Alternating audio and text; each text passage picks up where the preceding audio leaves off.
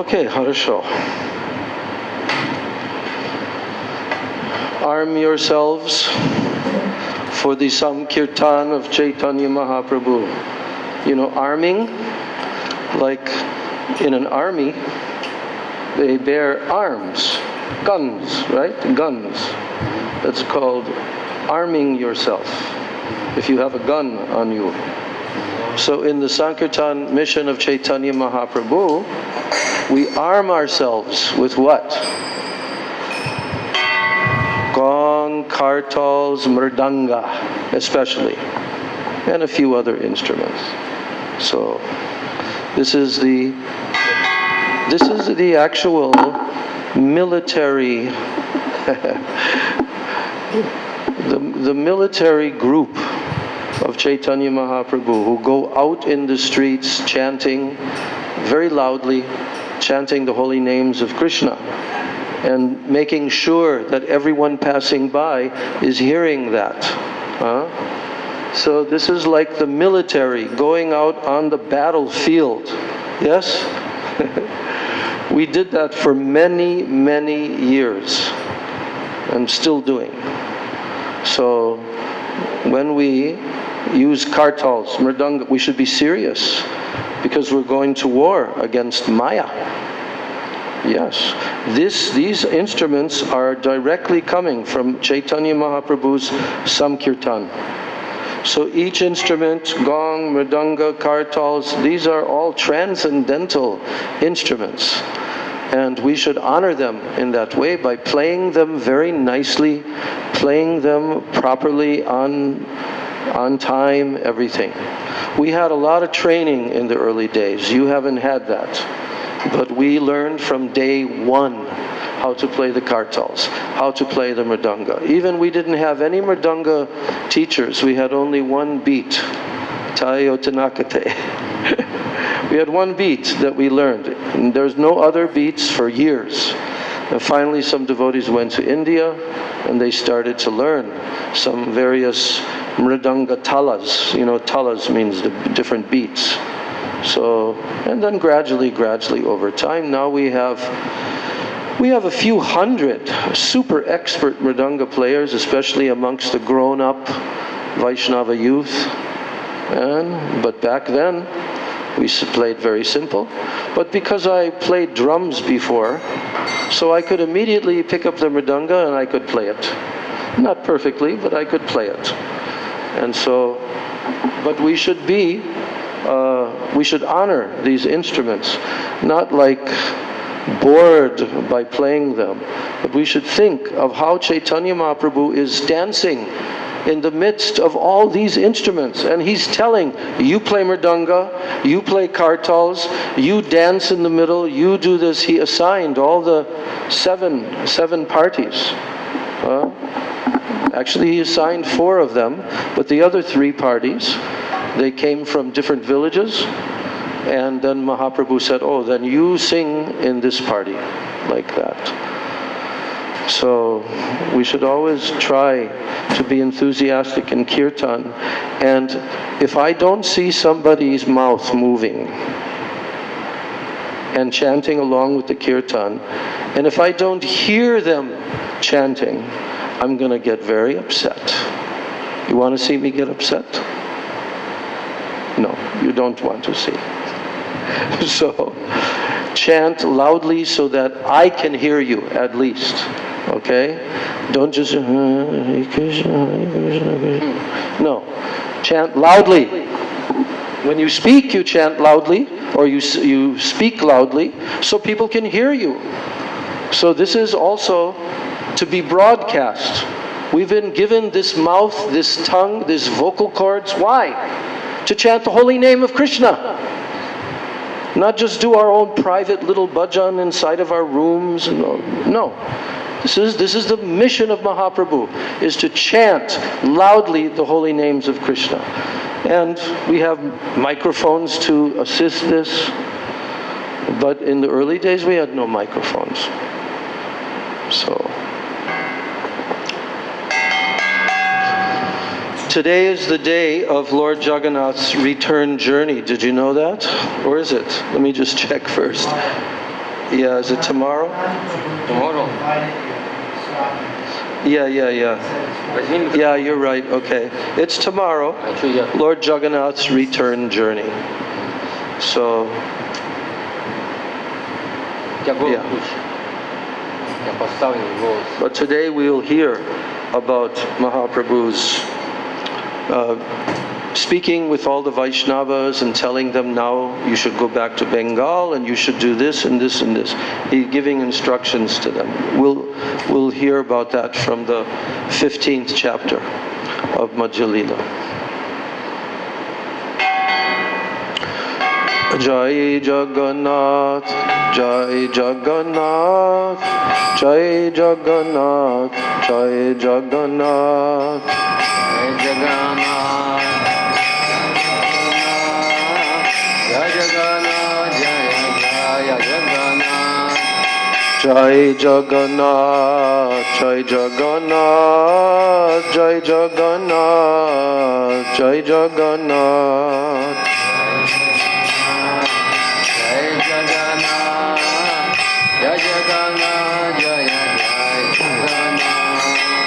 Jai Baladev, Jai Subhadra, Jai Jagannath, Jai Jagannath. Jai Baladev, Jai Subhadra, Jai Jagannath, Jai Baladev, Jai Subhadra, Jai Jagannath, Jai Jagannath.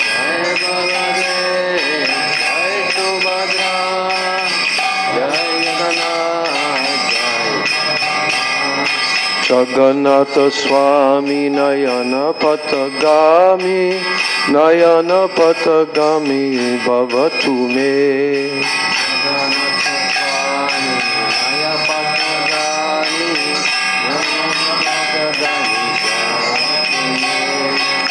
Jagannatha Swami Nayana Patagami, Nayana Patagami Bhavatu Me.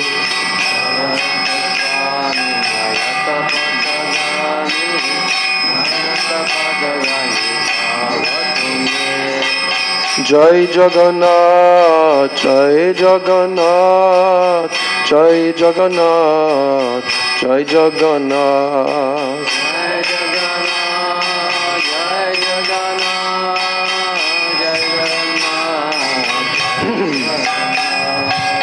Jai Jagannath, Jai Jagannath, Jai Jagannath, Jai Jagannath.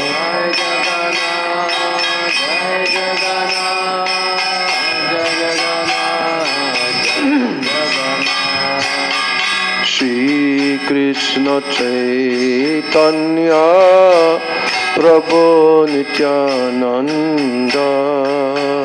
Shri Krishna Chaitanya Prabhu Nityananda.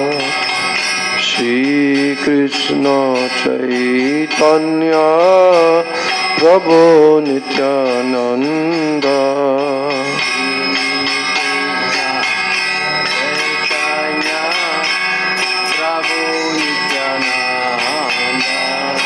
Shri Advaita Gadadhar Shivasari Gaur Bhakta Vrinda.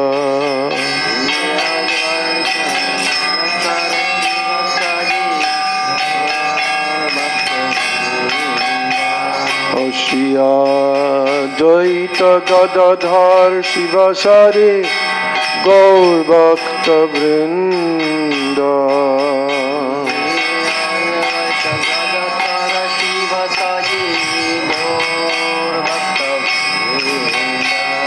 Shri Krishna Chaitanya Prabhu Nityananda.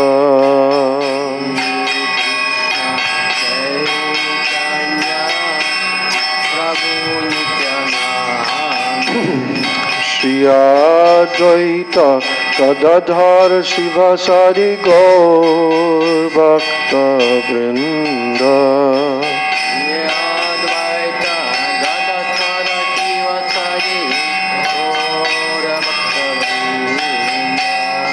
Hare Krishna, Krishna Krishna, Hare Hare.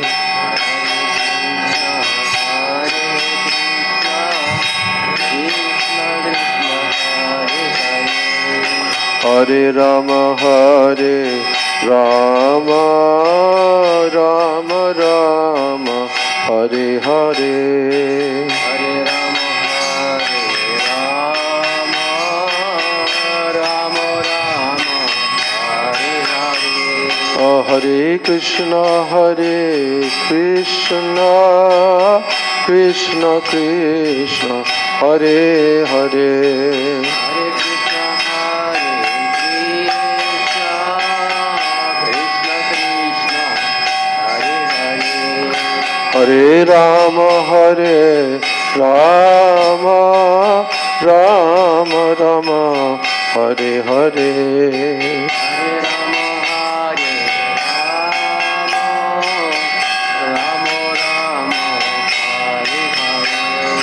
Hare Krishna, Krishna Krishna, Hare Hare.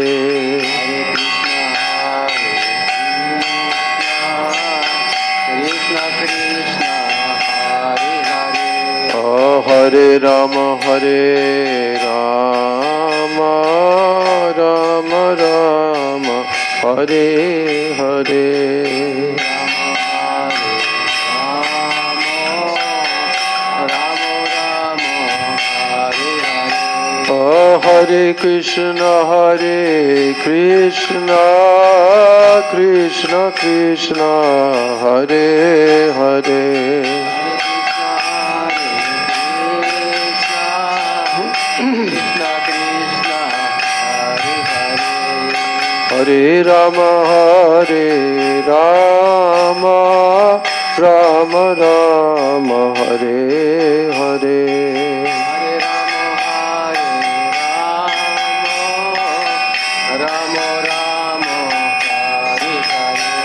Hare Krishna, Krishna Krishna, Hare Hare. Hare Rama, Rama Rama, Hare Hare.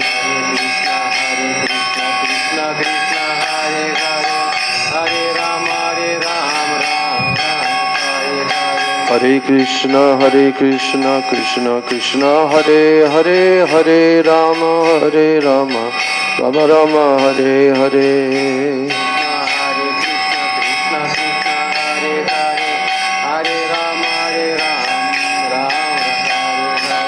Hare Krishna, Krishna Krishna, Hare Hare. Hare Rama, Rama Rama, Hare Hare.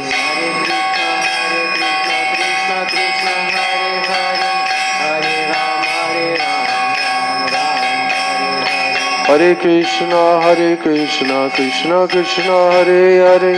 Hare Rama, Rama Rama, Hare Hare. Hare Krishna, Krishna Krishna, Hare Hare. Hare Rama, Rama Rama, Hare Hare.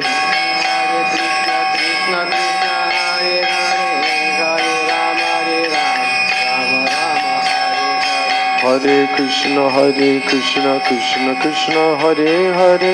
Hare Rama, Rama Rama, Hare Hare.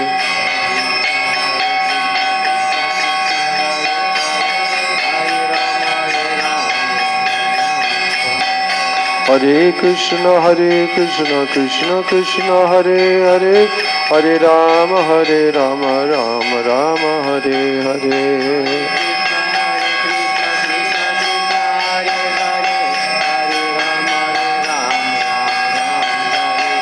Nitai Gauranga, Nitai Gauranga, Jaya Nitai Gauranga.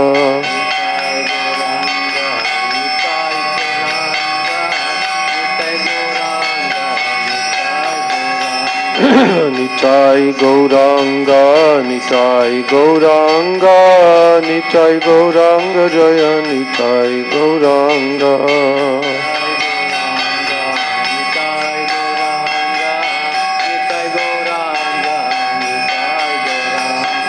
Jaya Sachinandana, Jaya Sachinandana, Jaya Sachinandana, Gaura Hari.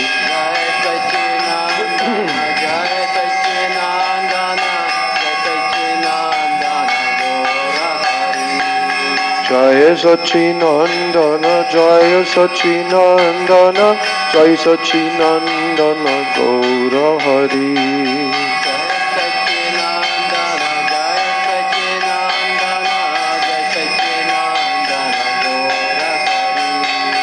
Gaura Hari, Gaura Hari, Jai Sachinandana Gaura Hari.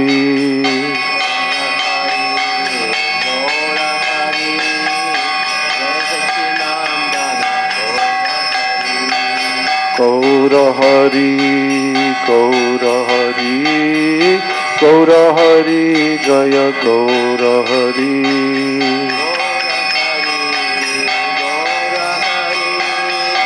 Gaura Hari, Jaya Gaura. Jaya Nitai, Jaya Gaur, Jaya Nitai, Jaya Gaur.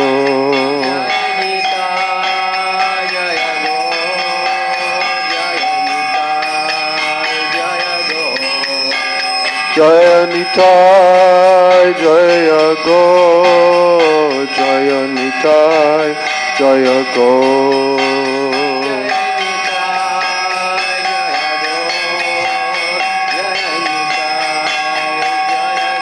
Nitai Gaur, Hari Bol, Hari Bol, Hari Bol, Hari Bol.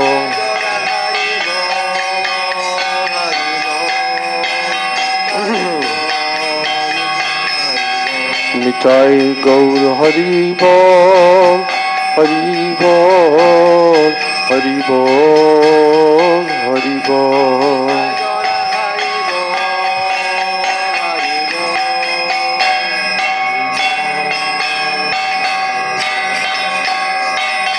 Jai Shri Shri Nitai Gaur Premanande, Hari Hari Bol.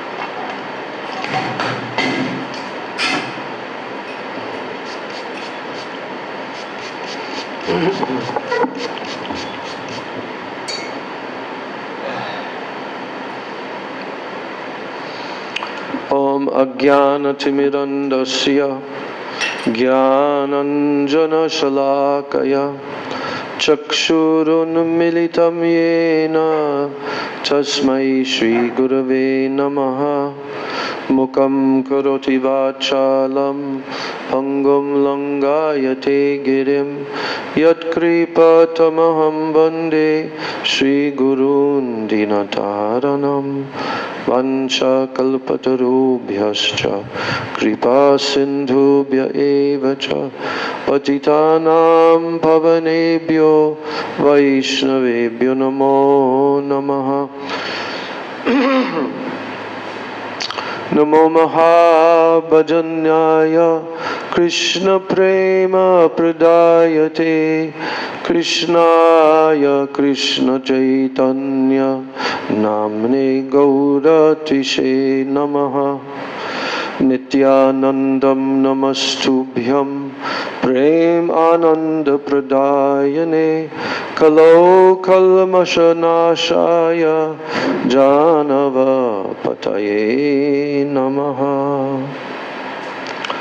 Panchatattvatmakam Krishnam Bhakta Rupa Swarupakam Bhaktavataram Bhaktakyam Namami Bhakta Shaktikam. He Krishna Karuna Sindho Dinabandho Jagatpate Gopesha Gopika Kanta Radha Kanta Namostute. Tapta Kanchana Gaurangi Radhe Vrindavaneshwari Vrishabhanu Sute Devi Pranamami Hari Priye.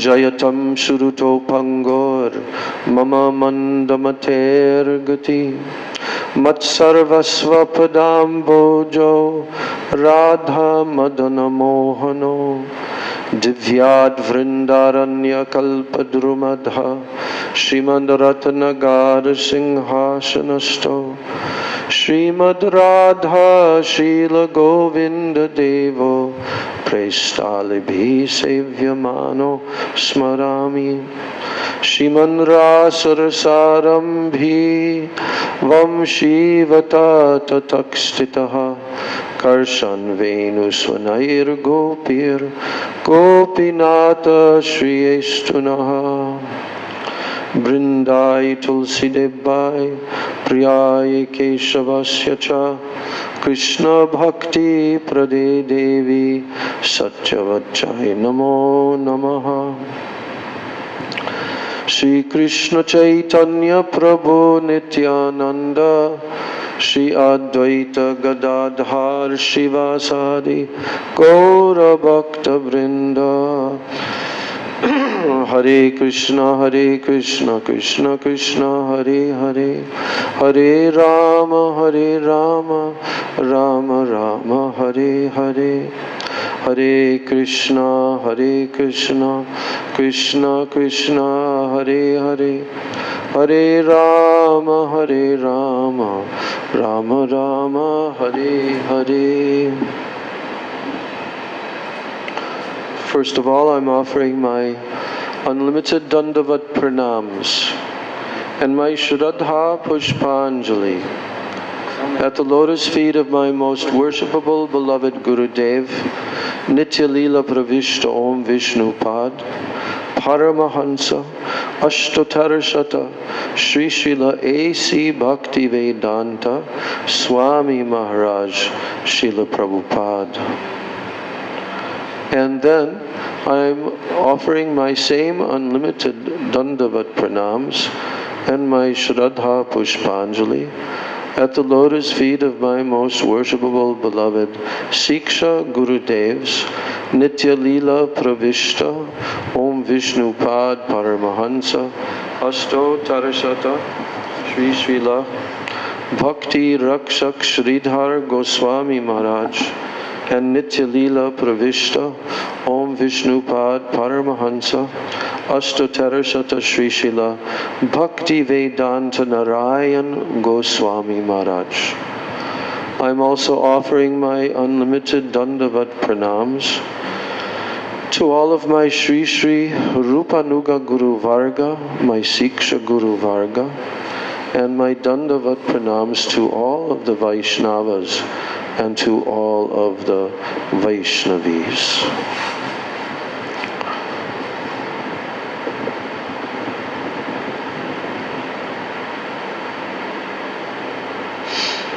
Yeah, so the other day in our Thursday class, we completed the chapter 14, Madhya Leela, which is entitled The Performance of the Vrindavan Pastimes. And I've repeated this a number of times in the recent classes, that our Srila Gurudev, Bhaktivedanta Narayan Goswami Maharaj, he's pointed out that that discussion which took place in the 14th chapter between Sri Sarup Damodar Goswami and Sri Chaitanya Mahaprabhu during the Lakshmi Vijay festival, Hera Panchami. So that, what took place at that time, that discussion, Srila Gurudev has said that practically it's the highest discussion in the Chaitanya Charitamrita. And then you would think, well, what about Ramananda Roy Samvad? Yes, that's also in the same category, actually.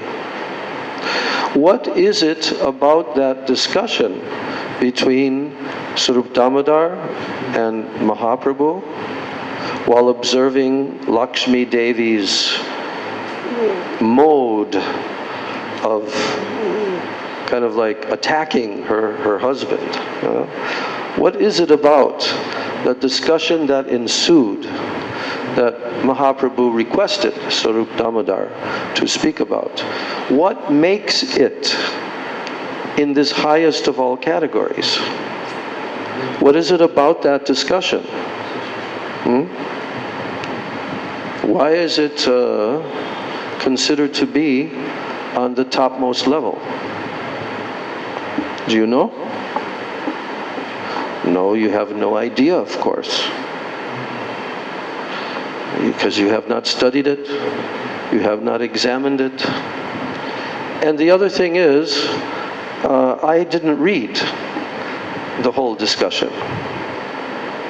One of the reasons why was because we were running out of time, but also the attention span of the audience I could see was, and I was not about to read the gems and these invaluable jewels to an audience that was not really ready for it.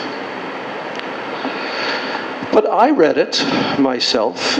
I read it in my own personal study and carefully examined what is there. It's practically the wonderful, wonderful writings of Rupa Goswami, especially, and also Bilvamangal Thakur and various other slokas, but the Ujjvala Nilamani of Rupa Goswami is the main source for most of the topics that are being discussed there. And what is the Ujjvala Nilamani? Do you know what is Ujjvala Nilamani? This book? Do you know? Do you know what is Ujjvala Nilamani? What is it? So it was composed Shri Rupa Goswami. It is explained very deep Nayak and Naik qualities and Rasa Tattva, very deep. Have you read it? Of course I not. I want it, but I... No, you cannot read. Okay. Ujjvala Nilamani is the sequel. You know what a sequel is? Just like in the movies. You have one movie, it made a lot of money, so now they want to do a sequel, which is the same movie, part 2. So Srila Rupa Goswami, first of all, he wrote his classic description of what is Bhakti Rasa.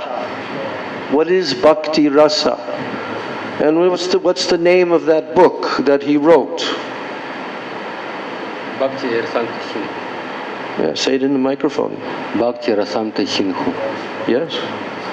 Which means the ocean of the nectar of Bhakti Rasa. That is the topic. How was Rupa Goswami able to write that literature? How? Srila Chaitanya Mahaprabhu inspired him in Prayag, I think. In the what?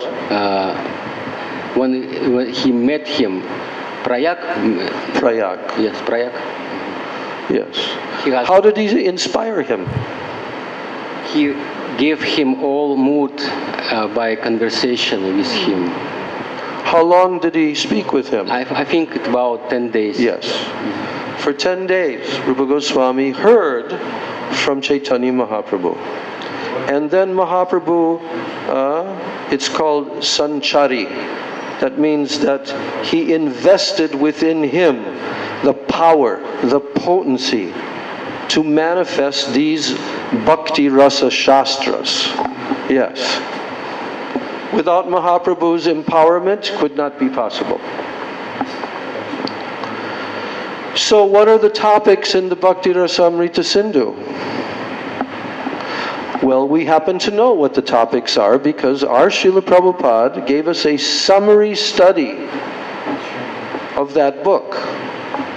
And he called it The Nectar of Devotion. And that book became our handbook, how to do bhakti. how to do bhakti, what are the different stages of bhakti, how to practice Vaidhi bhakti, how to perform the 64 limbs of bhakti, how to avoid the 64 types of offenses to bhakti, how to gradually come to the stage of spontaneous devotion, Prabhupada called it, Raganuga Bhakti, how to develop this. He described the stages of sadhana bhakti. Then he began to explain what is bhava bhakti and what is prema bhakti and all the divisions within that. It is the science of bhakti rasa. How can someone attain the ability to taste bhakti rasa? That is the book that has to be followed. If someone doesn't follow that book, then there's no possibility that they will ever be able to taste bhakti rasa.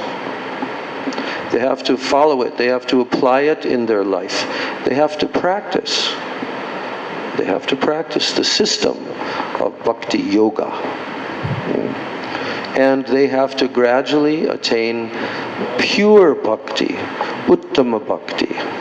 And only then can they begin to advance to the higher stages of bhakti.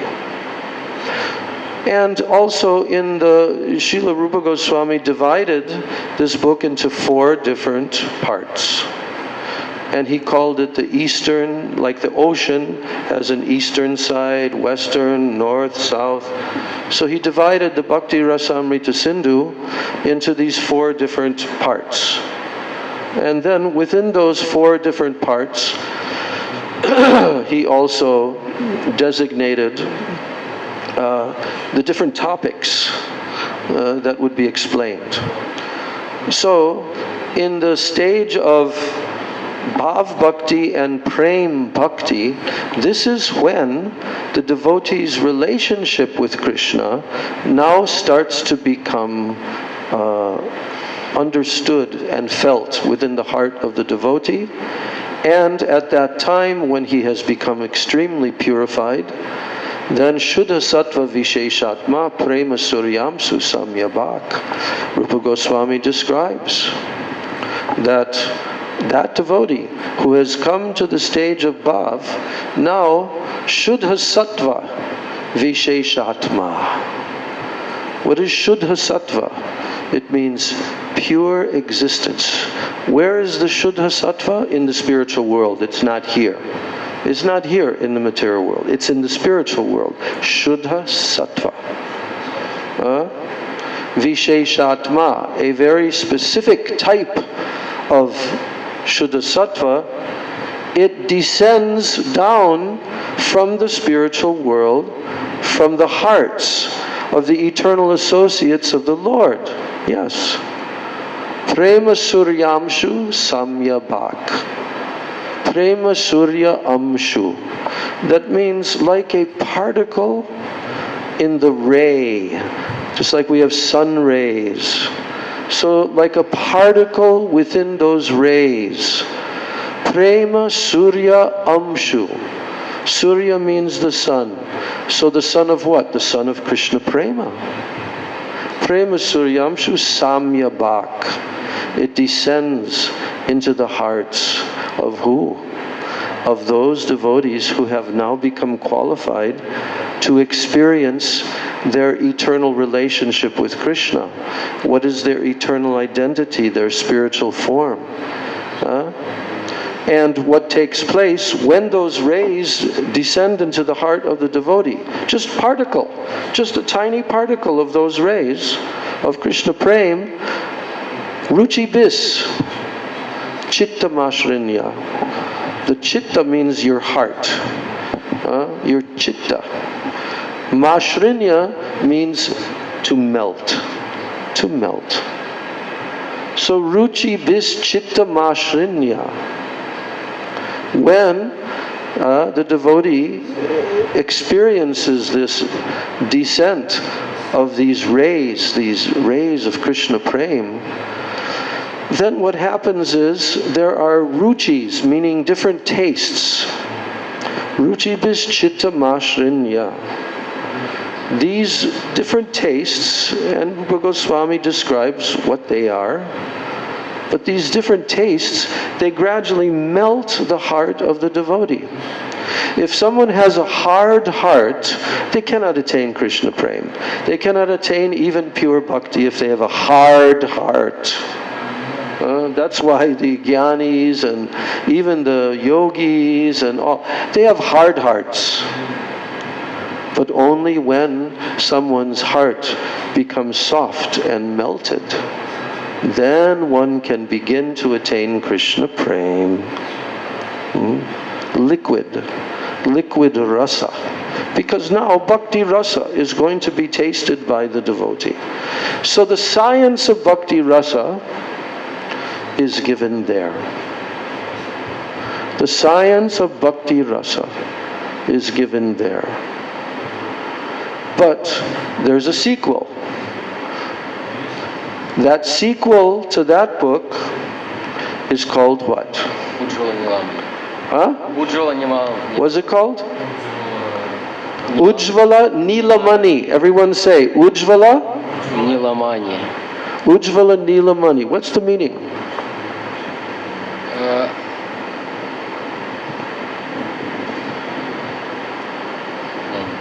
Every word of every sentence is important, especially the title of a book written by these great personalities.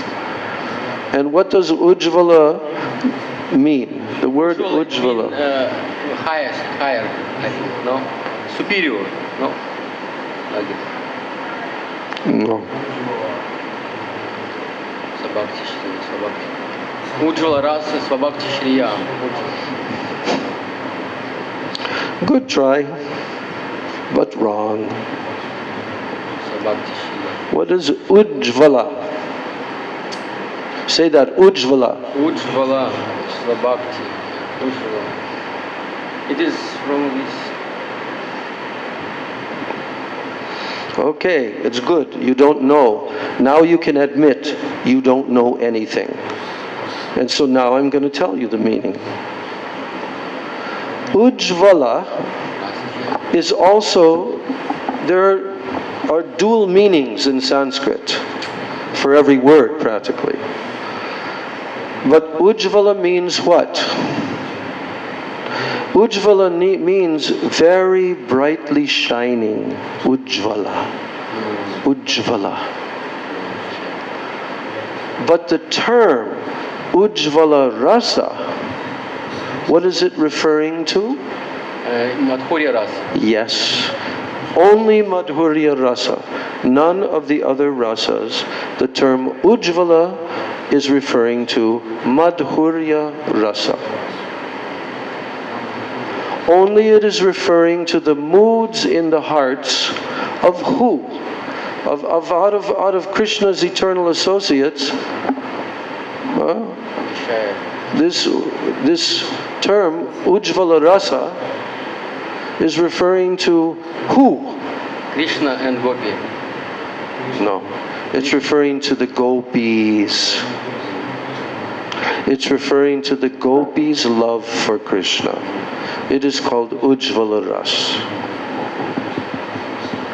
But amongst the gopis, amongst all the millions and unlimited numbers of gopis, there's one gopi who has the highest, far, far beyond any of the other gopis. Her Ujjvala Ras is so exalted. Therefore it is called Unnata Ujjvala Rasa. Unnata means topmost, topmost. Ujjvala Rasa. We know that in Rupa Goswami's introductory verse to his drama, Vidagdha Madhava, there he's giving this initial mantra that he wrote, describing who is the Ishtadev. Who is the Ishtadev that this book is being offered to? And there he describes how Chaitanya Mahaprabhu, the son of Mother Sachi Devi, has descended in the age of Kali to give that which has not been given before. It is so rare what he has come to give. Anarpita chirim chirat karunayavatirna kalo. Out of his causeless mercy, karunaya, avatirna means he descended, karunaya, out of his causeless mercy, to give what? Anarpita chirim chirat, to give that which has not been given for a very long time. And then he tells what it is. Samarpaitum, to give. Unnata ujvala rasa svabhakti shriyam. This does not mean directly Srimati Radhika's unnata ujvala prem, because the words swabhakti shriyam are added to that. And the word shriyam, it means the beauty. So in this context, Shriyam is referring to the beauty of that Unnata Ujvala Ras of Srimati Radhika, and that beauty is manifested in the form of the highly qualified, absolutely surrendered parikar of Srimati Radhika, who serve her 24 hours a day. And they're absorbed in what? In Radha Dasyam, serving the lotus feet of Srimati Radhika. That is called Manjari Bhav. This is what Sri Gauranga Mahaprabhu, who is the combined form of both Radha and Krishna, this is what he's come to give that no one ever could give, no one ever other than him will be able to give. Only he can give. And he comes to give the highest. Why would he give something of lesser? Why? If this is so rare, and he can give it, he's the greatest giver. Namo Maha Vadanyaya Krishna Prema Pradayate. He's come to give Krishna Prem. If he can give it, then why would he give anything less than the very, very highest, rarest, unattainable Prem? He's come to give that. That you should all understand. This is the first teaching of our Gurudev when he came to the Western countries, to try to drum it into everybody's brain, that try to understand who Chaitanya Mahaprabhu is. What does he come to give? Why are we in this sampradaya? Because he's come to give that which is unattainable in any other sampradaya. So now how can we attain that? How can we become a follower of Chaitanya Mahaprabhu and then become qualified to attain this? Rupa Goswami wrote the book, Bhakti Rasamrita Sindhu, that if you follow that, then gradually you'll become more and more advanced, more purified, and then one day Bhav will descend in your heart from the eternal associates' hearts. That's where it comes from. It just doesn't come out of the sky.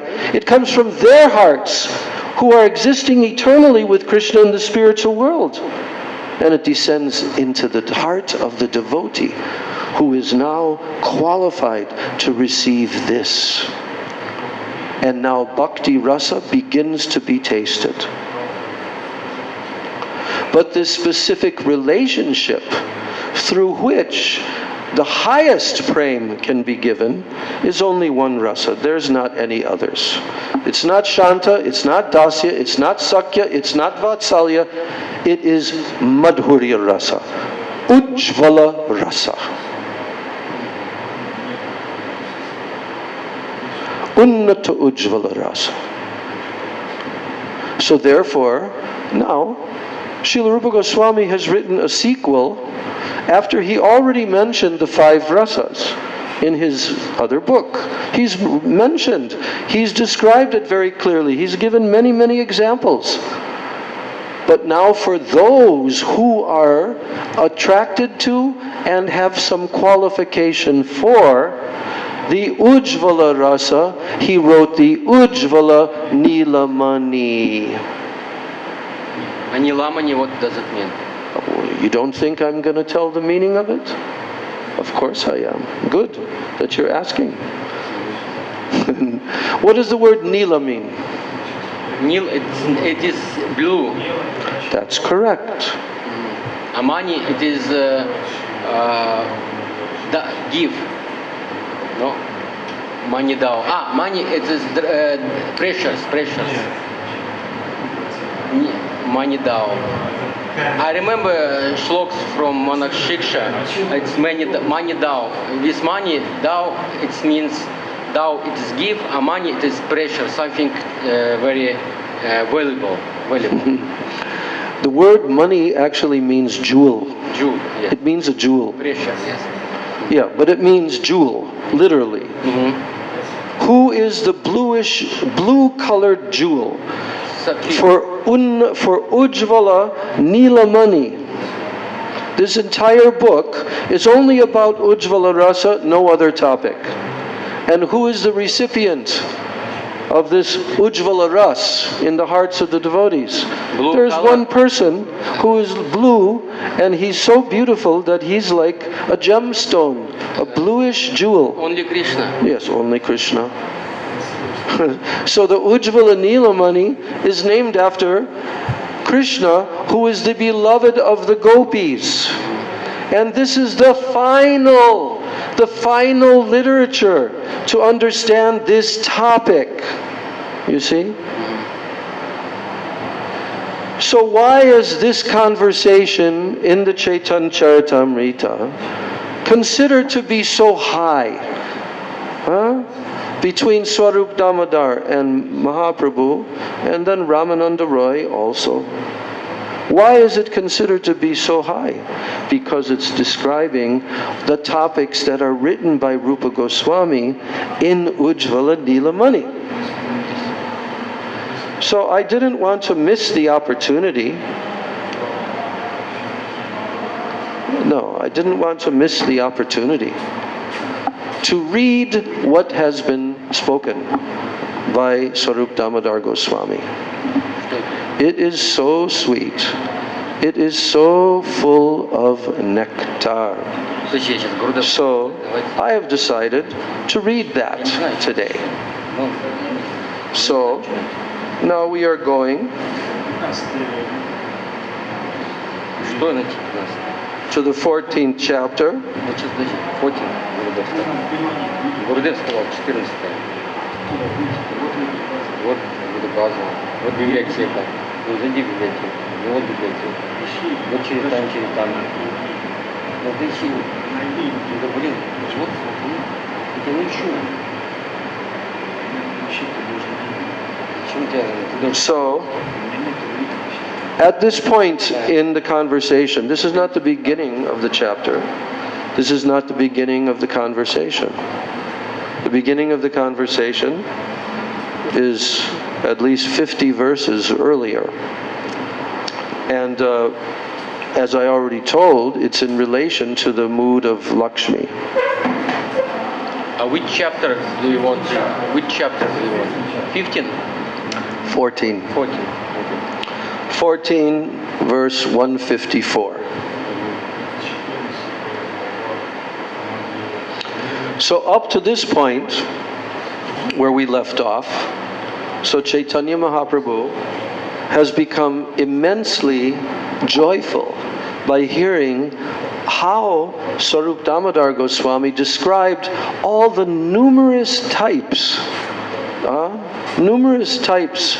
of different heroines who express their moods of man, jealous anger. This is a big topic.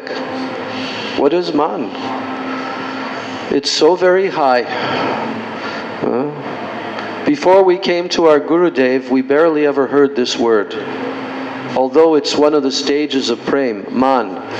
But Srila Narayan Maharaj, he very clearly expressed how the relationship between Krishna and the gopis, and especially Radha and Krishna, is very much based upon this mood of jealous anger.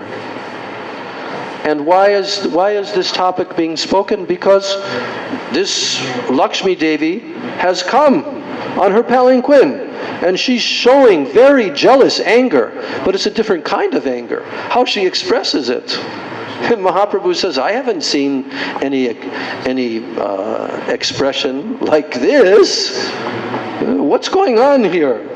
And he says like that. So then finally, yes, now comes the actual conversation when all of the Jai Jai Maharaj, Haribol, Haribol. Please have a seat. Dandavat pranams. Okay. Yeah.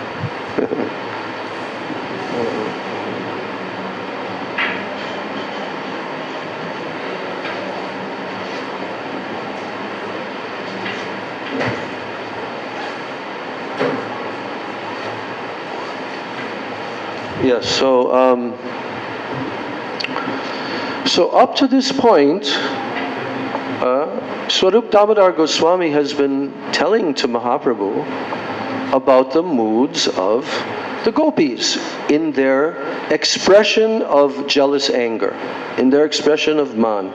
And he divides them into different categories. There's so many different categories. Where is all that information coming from? It's coming from Rupa Goswami. It's coming from Ujjvala Nilamani. That's where the topics are broadly discussed by Rupa Goswami. But in this conversation, Mahaprabhu is becoming very enlivened to hear about this topic. So, Kaviraj Goswami, he says,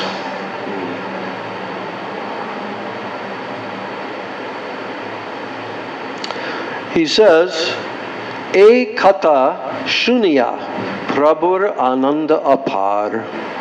That means hearing this kata, shunya. Prabhur means Chaitanya Mahaprabhu. Ananda apar, he received unlimited happiness. Ananda apar.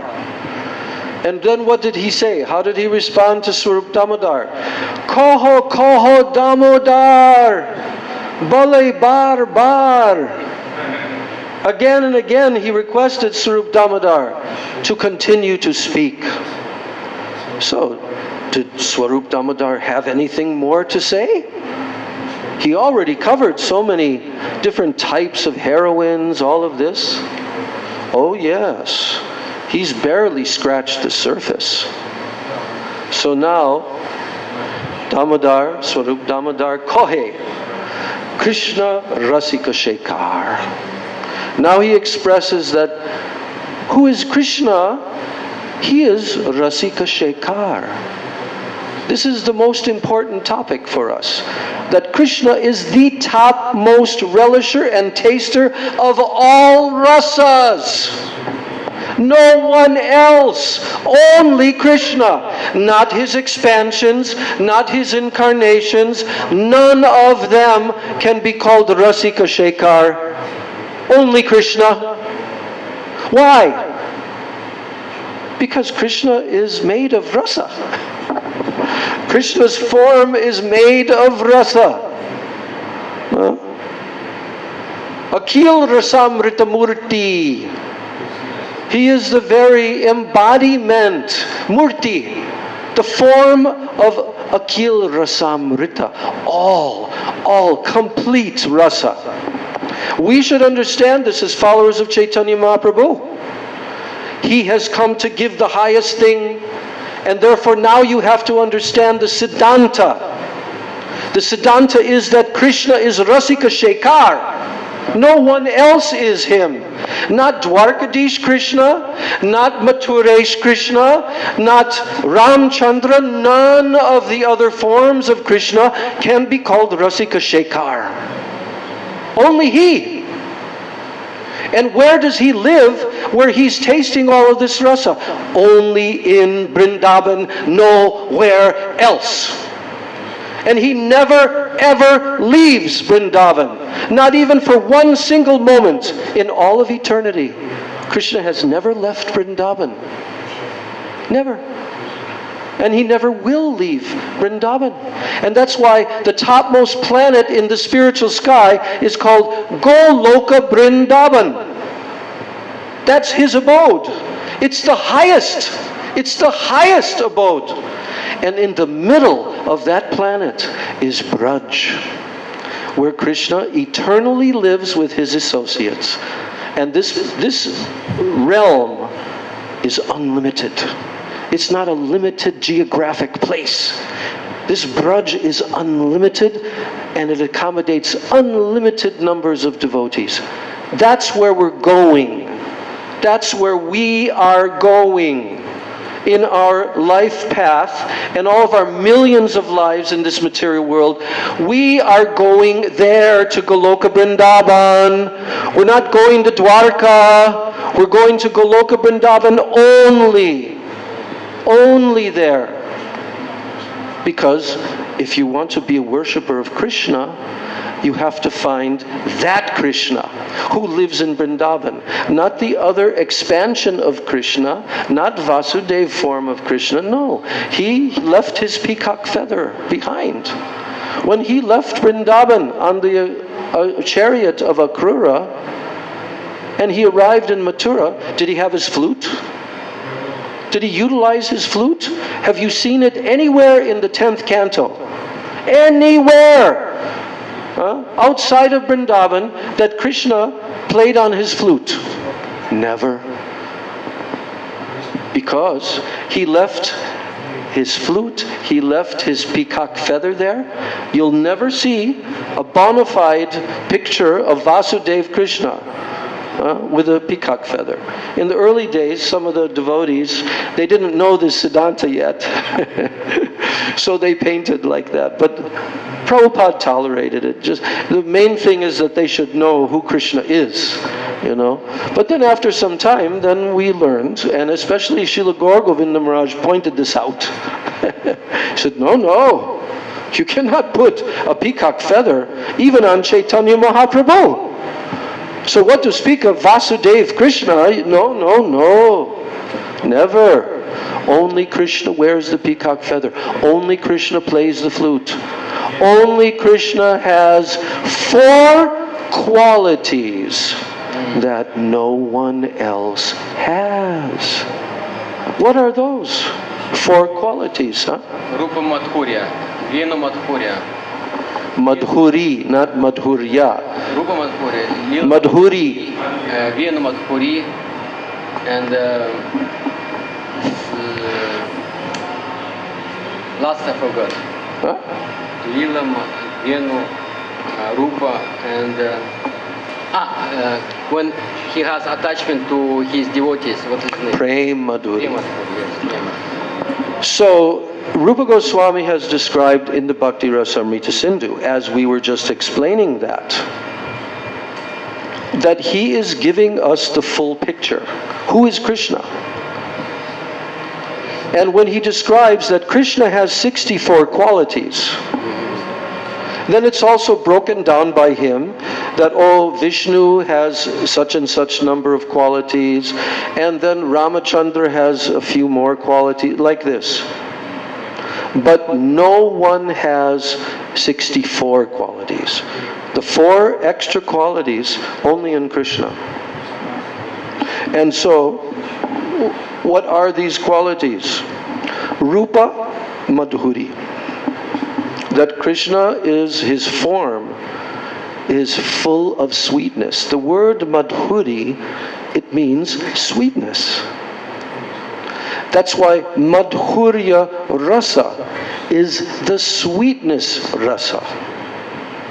Simply inundating everyone in sweetness. If Madhurya Rasa was not there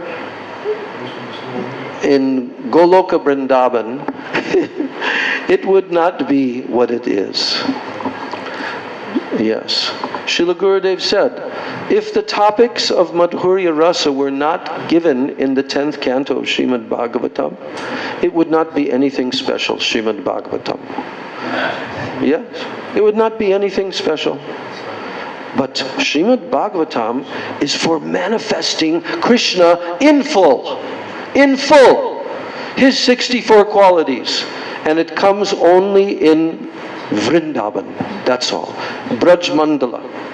Why did Mahaprabhu, why did he want to go to Vrindavan after he took sannyas?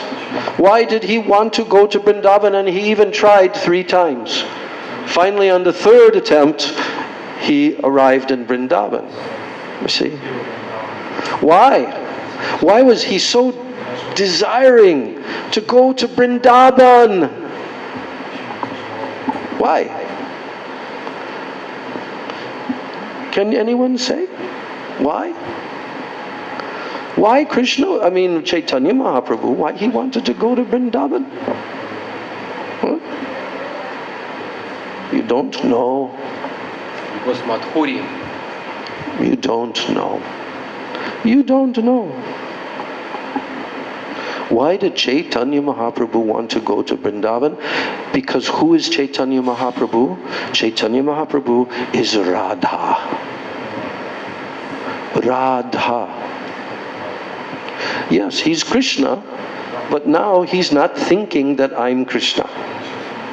Do you know that? That Mahaprabhu is never thinking, I am Krishna. He is completely overwhelmed by the Mahabhav Prem of Srimati Radhika. He never thinks, I'm Krishna. He has come in that golden form, borrowing Srimati Radhika's golden color, Kanti, and her bhav. So why? Because he wants to taste this. And now every single one of Chaitanya Mahaprabhu's pastimes, especially after he took sannyas, before, of course, he's absorbed in Srimati Radhika's mood, in his kirtan ras, here in Navadvip Dham. But his sannyas lila, now he wants to exclusively dive deep in the ocean of Srimati Radhika's Unnata Ujjvala Prem Ras. He wants to taste that. So why did he want to go there to Vrindavan? Because he's Srimati Radhika. This whole Ratha Yatra festival, we've already explained it before in our previous classes. That this Ratha Yatra festival is in the mood of what?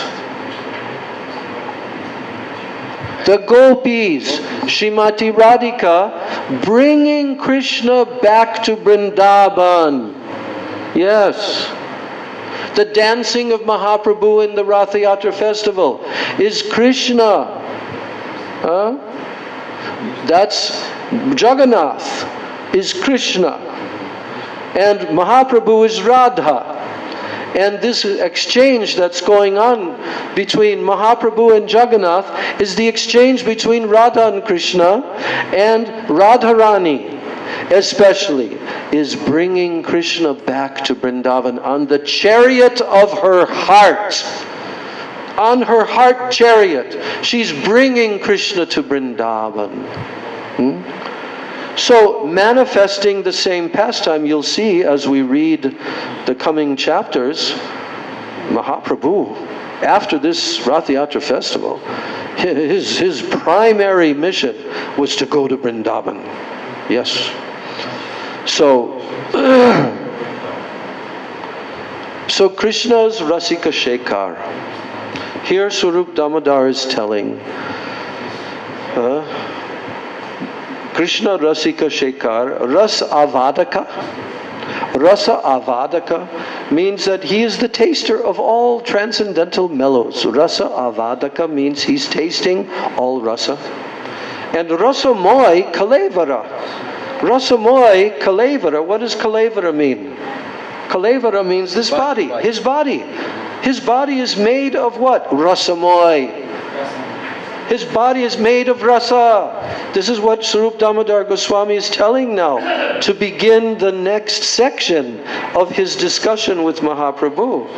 And then he says, Prema Moy Vapu Krishna. Vapu means his body. His body is made of prem. Premamoy. His body of love and ecstasy. Premamoy Vapu Krishna Bhakta Premadeen. Bhakta Premadeen means he's always subordinate. Prem Adeen. Adeen means to be subordinate. To what? The prem of his devotees. All of their loving feelings. Krishna is always subordinate to the prem of his devotees. Then, Shuddha Preme Rasagune Gopika Praveen. This means that the gopis, they are very much experienced in what? Shuddha Prem. Pure love. Shuddha Preme Rasagune.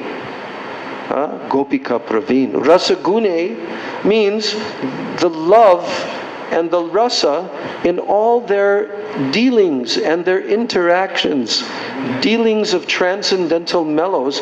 Gopis, Gopika Praveen. They're extremely experienced. No one else. The queens of Dwarka, they cannot even one iota of this prem. They cannot experience with Krishna.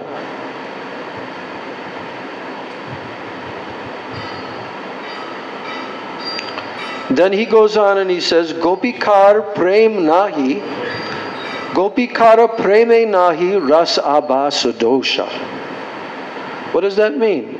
That means in the prem of the gopis, nahi, it does not exist. What does not exist? Ras abas dosha. Dosha means a fault, adulteration. And what is that? Ras abas. There is not an adulterated taste of rasa. Not at all. No.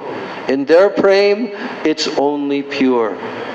And therefore, because of that, because there's no flaw or adulteration in the love of the gopis, therefore, they give Krishna the highest pleasure. Ataiva Krishner kore parama santosh. Krishna becomes supremely satisfied by the prem of the gopis. So Srila Prabhupada now, he gives a short purport explaining that what is ras abas. This is kind of like one of the vocabulary words of the devotees. Oh, that's ras abas, Prabhu. You know how the devotees use that in ordinary. Oh, that's ras abas. No.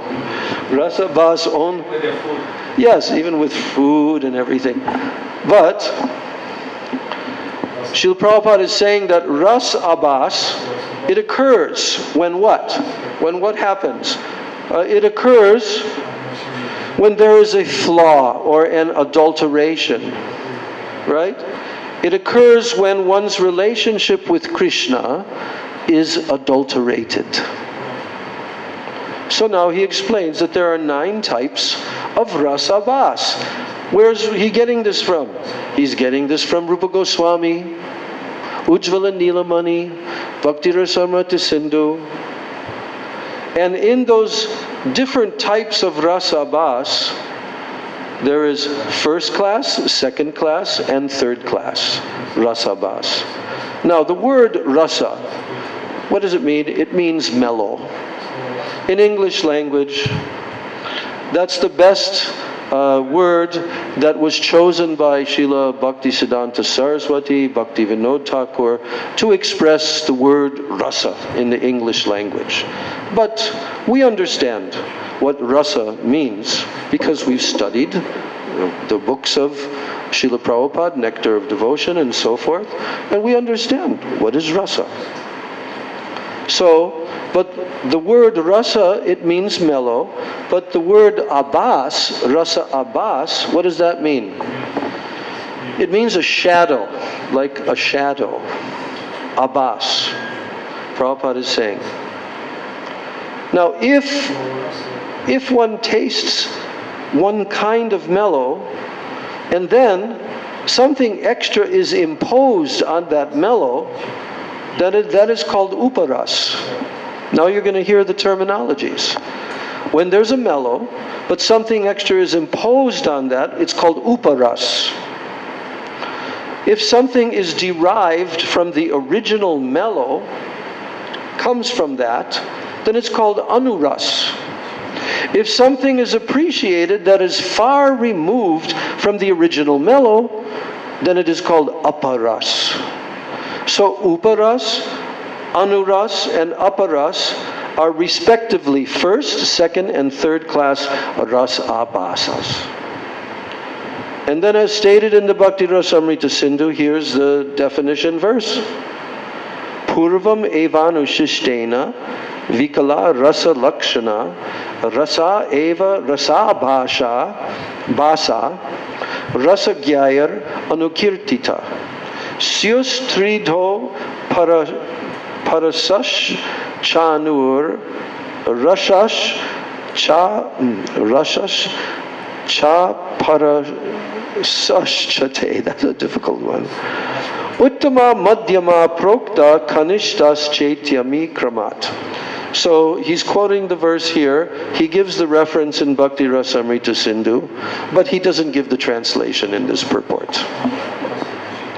So now, here's a verse that is from the Srimad Bhagavatam that Swarup Damodar Goswami is quoting. And this verse is from 33rd chapter, 10th canto, Ras Leela chapter. Verse 25.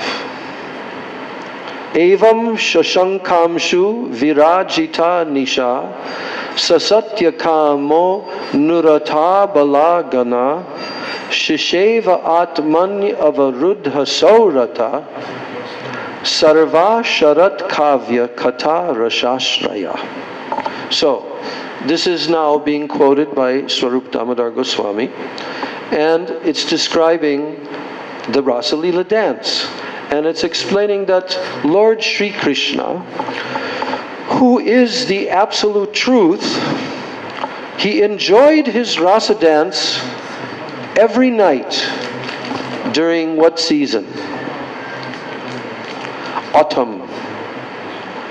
Every single night.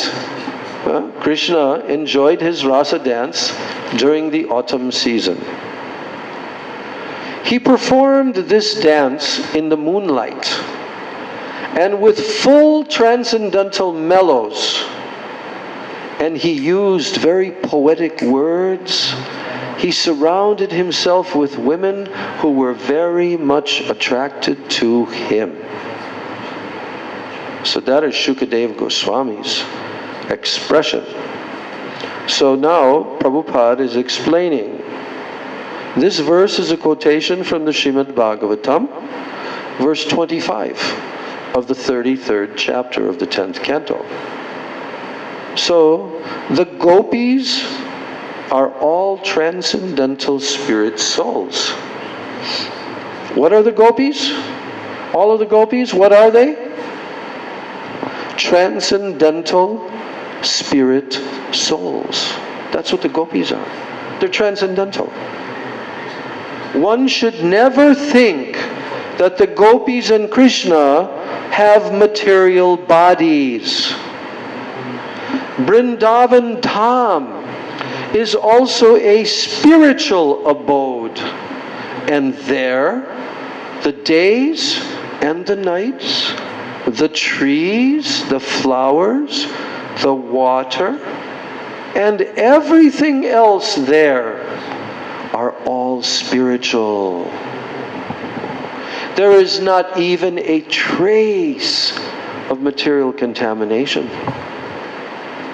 Krishna, who is the supreme Brahman and who is also the super soul, he is not at all interested in anything material.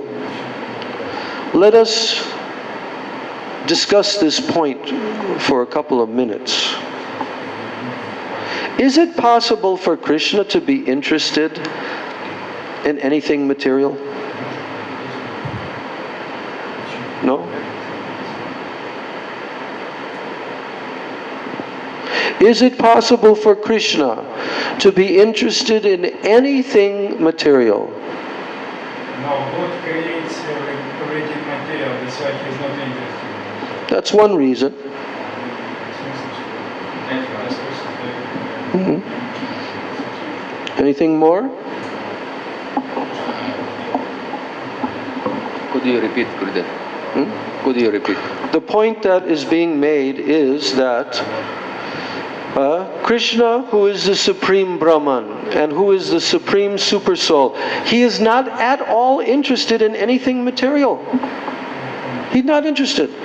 Can you take the most beautiful damsel, woman of this material world, Miss Universe or whatever, of this planet, and she presents herself with her beautiful form that is completely entrancing all the mundane persons of this world. They're entranced by her beauty. But is it possible for Krishna to be entranced by that? You think? What do you think, Gauranga? Is it possible for Krishna to be attracted to that? A body made of what? What's the body made of? Please remind us, Gauranga. Please remind us what this body and the body of Miss Universe is made from. Huh? Bones, urine, stool. Stool. Is that a very nice thing? Urine, blood, mucus. If you cut open the body and you peel it back, it becomes horrifying. Yes. It's only this little thin covering of skin and the shape of it that makes it attractive to the conditioned souls. But if that body somehow or other dies, is anybody attracted any longer to that body? No. No. So the thing that was attractive was not the body. The thing that was attractive was the life force, which is spiritual, which is consciousness that is in the body and is causing the body to be animated and to move and to function. All the different functions of the body. It's only because of the presence of the particle of spirit that is there in the body, and as soon as that particle of spirit leaves the body becomes very unattractive. Nobody is interested to make a relationship with that body any longer. And that's why they have to take it within a very short time to the burning ghat. To the burning ghat. And there the relatives see the body covered with ghee and so forth to set it on fire, and with big huge logs of wood over it, and you can still see the top of the head, and now the fire is lit and body is burned. So the question is being asked. No, the statement is being made. I'm asking the question. Krishna, who is the Supreme Brahman. What does the Supreme Brahman mean? Do you know? Param Brahma. Yeah, but not English. Verhovnaya means topmost. Yeah. But Verhovnaya what? Brahma. Brahma is pray, and then the person who will pray. Param Brahma. What is Brahma? Atato Brahma Jigyasa, the first statement of the Vedanta Sutra. Now we're going to talk about Brahma. Now we're going to inquire about Brahma. And what is the second statement after that? Yes. Means the source of everything that exists is Brahma. Param Brahma means the source of all entities, of all creation, of everything is Param Brahma. And after Arjuna heard Krishna's main central verses in the Bhagavad Gita, he addressed Krishna, he said, Param Brahma, Param Dhamma, Pavitram Paramam Bhavan. He declared, you are Parabrahma. You are the absolute truth from whom everything comes. And what is the Srimad Bhagavatam? The Srimad Bhagavatam is the complete conclusion of this Siddhanta. How Krishna is Param Brahma. And how Krishna's incarnation within the material universe is exhibiting the facts, is proving that he's Param Brahma. Proving it.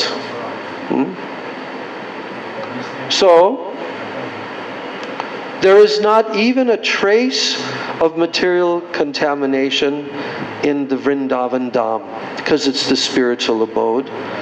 And so, therefore, Krishna, who is Supreme Brahman and the Super Soul, he's not at all interested in anything material. His activities with the gopis are all spiritual. They're not material. And they take place within the spiritual world, not in the material world. We have to understand this Siddhanta very, very deeply. That's why there are 9 cantos before the 10th canto. So that you will fully understand who Krishna is. So his activities with the gopis, they are all spiritual and they take place within the spiritual world. So can Krishna become attracted, or is Krishna desirous of interacting with the material elements of this world? No. This is the prison house of the inferior energy. It's created for the living entities who want to forget Krishna.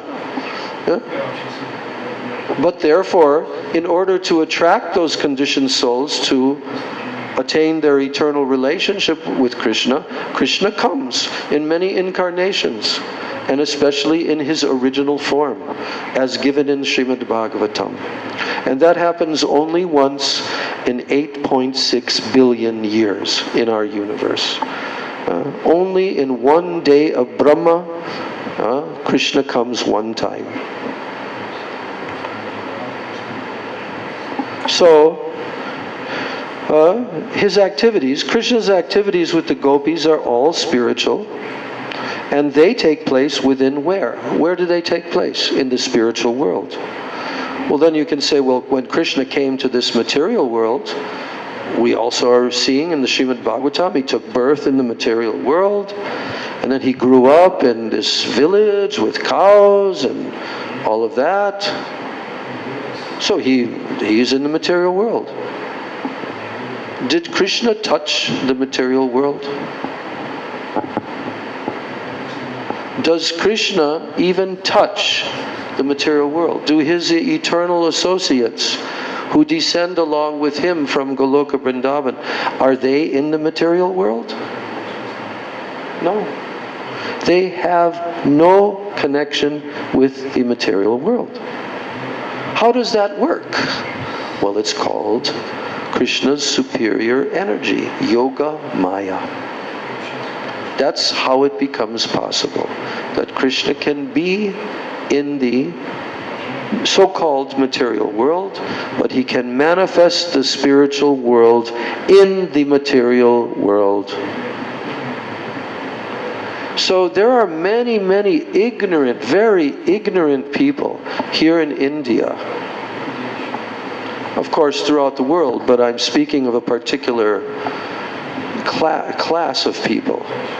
They're so-called Hindus, or some of them are not even Hindus, but they like to hear Krishna's activities of dancing with the gopis in Ras Leela. Do they know who Krishna is? No. They don't know who Krishna is. They don't know Siddhanta. But they're lusty, and they like to satisfy their lust by hearing about this lusty boy, Krishna, who dances with these lusty married women of other people's wives. But that is absolutely perverted. It is absolutely perverted. that they think like this. This Ras Leela dance, if someone studies these 5 chapters very carefully, and you study the purports and the commentaries of the Acharyas, you will know for sure there is nothing at all material in Krishna's Leelas, and especially his topmost Leela. This Ras Leela dance of Krishna's is his topmost Leela. That's why it's called his Maha Leela. And no one else has ever or can ever perform this pastime. None of Krishna's other forms and his associates can perform this pastime. So I'm finishing this. We have about 10 more minutes before we complete the class. So, Krishna's activities with the gopis, they are all spiritual and they take place within the spiritual world. They have nothing to do with the material world. Lord Krishna's lusty desires and all his dealings with the gopis, they are on the spiritual platform, not the material platform. One has to be transcendentally realized before even considering relishing the pastimes of Krishna with the gopis. Yes, you have to have transcendental realization to relish that. Did Mahaprabhu relish? Yes, you just heard how much he's relishing. And he's a sannyasi.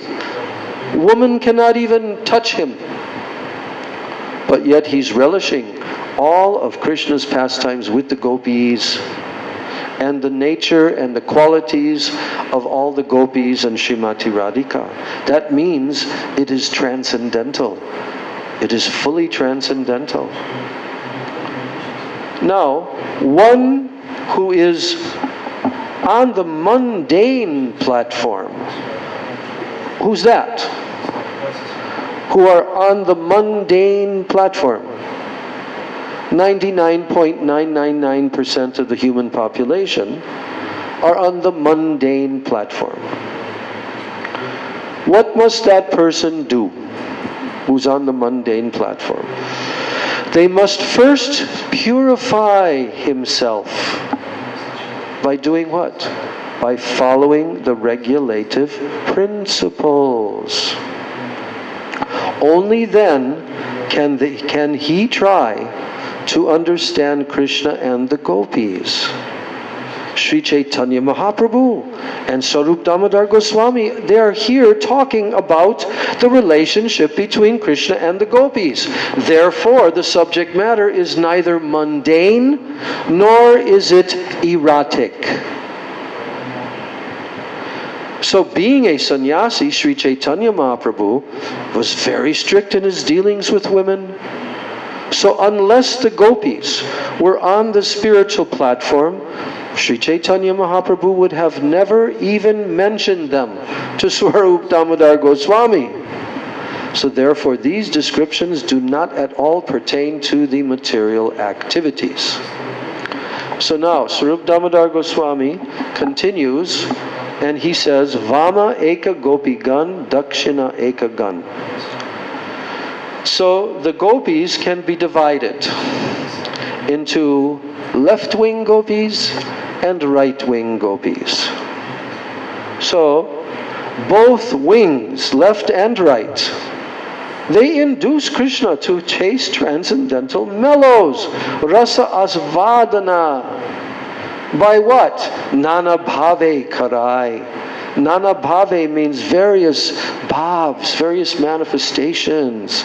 They induce Krishna. So that's why there's 2 different groups. They compete with one another to induce Krishna to taste various transcendental rasas. Left wing, right wing. Yes. And amongst all the gopis now, Swarup Damodar is honing in on the main topic. Gopi Gana Madhye Shreshta Radha Thakurani. Gopi Gana Madhye, that means amongst all the gopis, Shreshta, the chief of all the gopis, Radha Thakurani.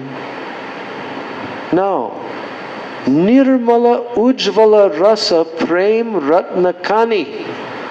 Nirmal. What does Nirmal mean? And blue, No contamination. Nirmala. it's blue. Nirmala. Mala, it means jewelers. It means dirt. It means contamination.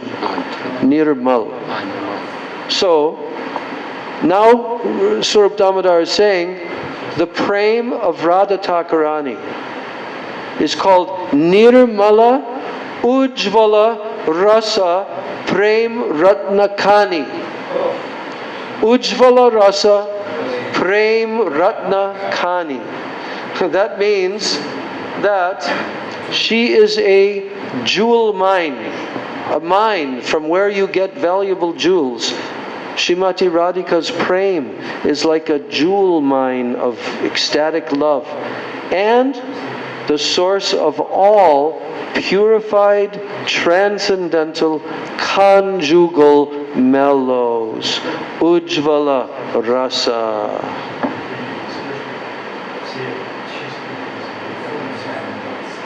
Then he begins to describe Srimati Radhika and what are her qualities?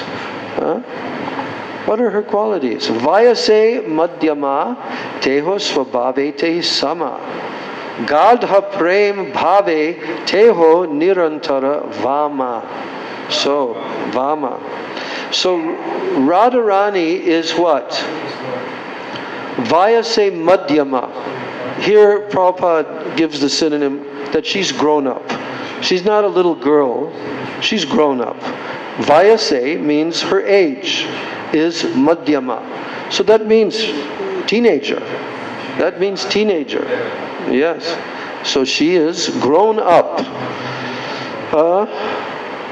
Teho swabhave te sama. And what is her swabhav? What is her character? Her swabhav?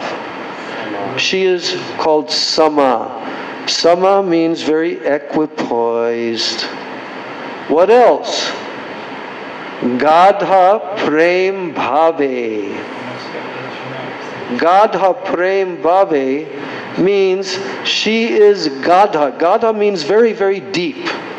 Gadha prem bhave. Her prem, her ecstatic love is gadha, very deep, and she's absorbed in that continually. And teho nirantaravama. Teho nirantaravama. That means she's always, nirantara means constantly. Nirantaravama. She's always absorbed in the vama bhav. Vamya bhav. Left wing gopi. Okay? Not easy. Huh? Looks like not easy. Yes. And in the earlier part of the discussions, we heard about how the gopis are divided into different categories and they have different moods and so forth. But Srimati Radhika is always Vama. She's always left wing. Now, Prabhupada explains here that not Prabhupada, Rupa Goswami. Prabhupada's quoting Rupa Goswami. And he's saying that the left wing and the right wing of the gopis, they've been explained by Rupa Goswami in his what book? Ujvala Nilamani. Now after this class, you'll never ever forget that again in your whole life. That book, Ujvala Nilamani, is the final contribution of Rupa Goswami in terms of explaining Bhakti Rasa. So now in that Ujvala Nilamani, here's the description from Rupa Goswami. Man grahe soda Sadod Yukta Chach Chaitilye Chakopana Abedya Nayake Praya Krura Vameti Kirtyate. So here's the description of a left-wing gopi. This is what they're like. A gopi who is always eager to be jealously angered. If you read the pastimes of Radha and Krishna and the different exchanges between them, you'll see that Srimati Radhika is always eager to enter into her moods of man, her jealous anger. Next point. After that, this is describing what a Vamya Gopi is. Next point is touch Chaitilye Chakopana. That means she is very enthusiastic for that position. Always wants to be in that mood. Why? Okay, let me finish the verse first. She's always enthusiastic for that position. Then the next one, Abedya Nayake Praya. She immediately becomes angry when she's defeated. And she is never under the control of a hero. The hero is under her control, right? And she always opposes him. She is called Vama, or a left-wing gopi. Now that kind of sounds like if in the material world someone had a relationship with a woman that was like this, that relationship wouldn't last too long. It wouldn't last very long, okay? But in the spiritual world, this is a rasa of the highest variety. Why? Because it incites Krishna to taste rasa that is impossible for him to taste any other way. Can he taste those rasas in the association of Chandravali, who's a right-wing gopi? No, he cannot taste. That's why he's always being pulled from her association by the left-wing gopis and brought to Srimati Radhika. Why? Because Radhika knows that no one else can satisfy Krishna like me. She's not selfish. It appears to be selfish, but it's not. Actually, it's only for pleasing Krishna, and she knows that they cannot please Krishna. So therefore, she is always in this mood. Now, here's the description by Rupa Goswami of the right-wing gopis. Who's the right-wing gopi, Gauranga? Chandravali. Have you ever heard her name before? Chandravali? Yeah? Who is she? Shambhu. Huh? Shamba. Yes. Chandravali, Shamba, and Puna. Three main. I don't know what you just said. Shamba, it's her name, Shamba. Look, who is Chandravali in this context of what is being discussed here? She's the leader of the right-wing gopis. So, in the material world, in politics, you also have left and right. Right? But that's a perverted reflection of what? Of the spiritual world, where there is always this competition going on. So, let's hear what a right-wing gopi is. Rupa Goswami is explaining from Ujjvala Nilamani, Asahya mana nirbande nayake yuktavadani samabhistena bedyacha dakshina parikirtita. So the word is dakshina. So dakshina means right wing. And Vamyata means left. Now, Asahyamana Nirbande, a gopi who cannot tolerate womanly anger. They can't tolerate it. They can't become angry. She can't tolerate being angry. And Nayake Yuktavadani, she will always speak suitable words to her hero. And Samabhistena Bedyacha, she is always satisfied by his sweet words. She's always satisfied by Krishna's sweet words. Dakshina Parikirtita. They are known as the right wing gopis.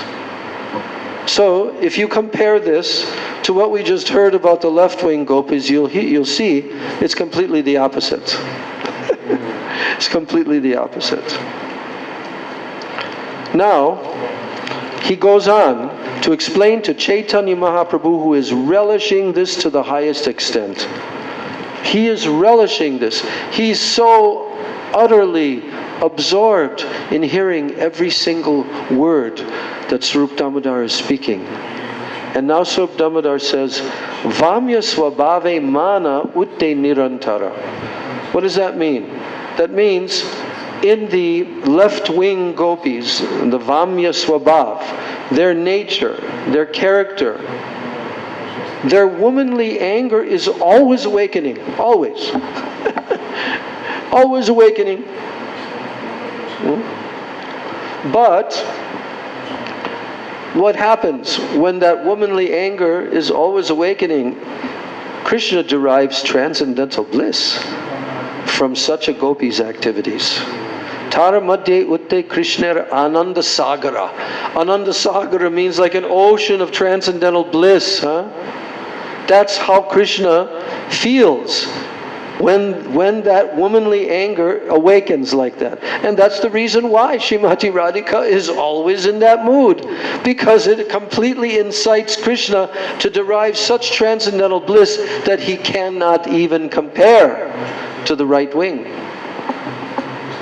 So here's the famous verse where Rupa Goswami has compared, the dealings of a young boy and a young girl as being like the crooked movement, zigzag movement of what? A snake. A snake. If you watch a snake as it moves, does it just go straight? No. It has zigzag. Right? So here, the word for snake in this verse is aher or ahi. Ahi means snake. Aher eva gati premna swabhava kutila bhavet. Swabhava kutila. What does kutila mean? Crooked. Kutila means crooked. Swabhava kutila bhavet. Aher eva gati premna.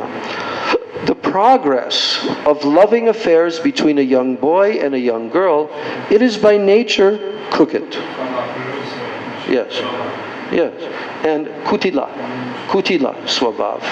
Crooked nature. Yes. And like the movement of a snake. Because of this, two types of anger arise between a young boy and a young girl. Two types of anger arise. What are those two types? Ato hetor ahetascha yunor mana udanchati. Hetu means cause. One type of anger arises because something caused it to arise. But there's another type of anger which has no cause. You see? So, as Chaitanya Mahaprabhu heard these talks, his ocean of transcendental bliss increased. Is our ocean of transcendental bliss increasing as we're hearing this? Some people are bored. Some people can't relate with it at all. Some people like it a little bit, but Mahaprabhu, it was increasing his ocean of transcendental ecstasy, Ananda Sagara. And therefore, what did he tell to Swarup Damodar? Going Koho koho kohe Prabhu, bole Damodar. He told Swarup Damodar, go on speaking, go on speaking. And therefore Swarup Damodar, he continued. Yes. He's just starting. Swarup Damodar is just starting his glorification of Srimati Radhika. It goes on for another 40 verses. What is the nature of Srimati Radhika's advanced ecstasy? Here's the term. Adhirudha Mahabhav Radhikara Prem. The word Adhirudha Mahabhav means highly elevated ecstatic love. Highly elevated. Adhirudha Mahabhav Radhikara Prem. Her prem is always like this. And her dealings, all of her interactions and dealings are Vishuddha Nirmala. They're completely pure and they're completely Nirmala, uncontaminated. Yes. And then he says, Jaiche Dashavana Hema. Vana, here in this context, Dashavana means 10 times more pure. Dashavan. 10 times more pure than what? Hema.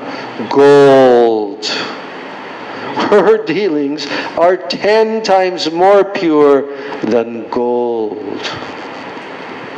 Krishnera darshana jadi pai achambite. Aha. Achambite means all of a sudden. All of a sudden. Krishnera darshan jadi pai achambite. As soon as Radhika gets the chance to see Krishna, then what happens? Nana bhav vibhushane hoy vibhushite. Her body suddenly becomes decorated with vibhushita. So many ecstatic ornaments.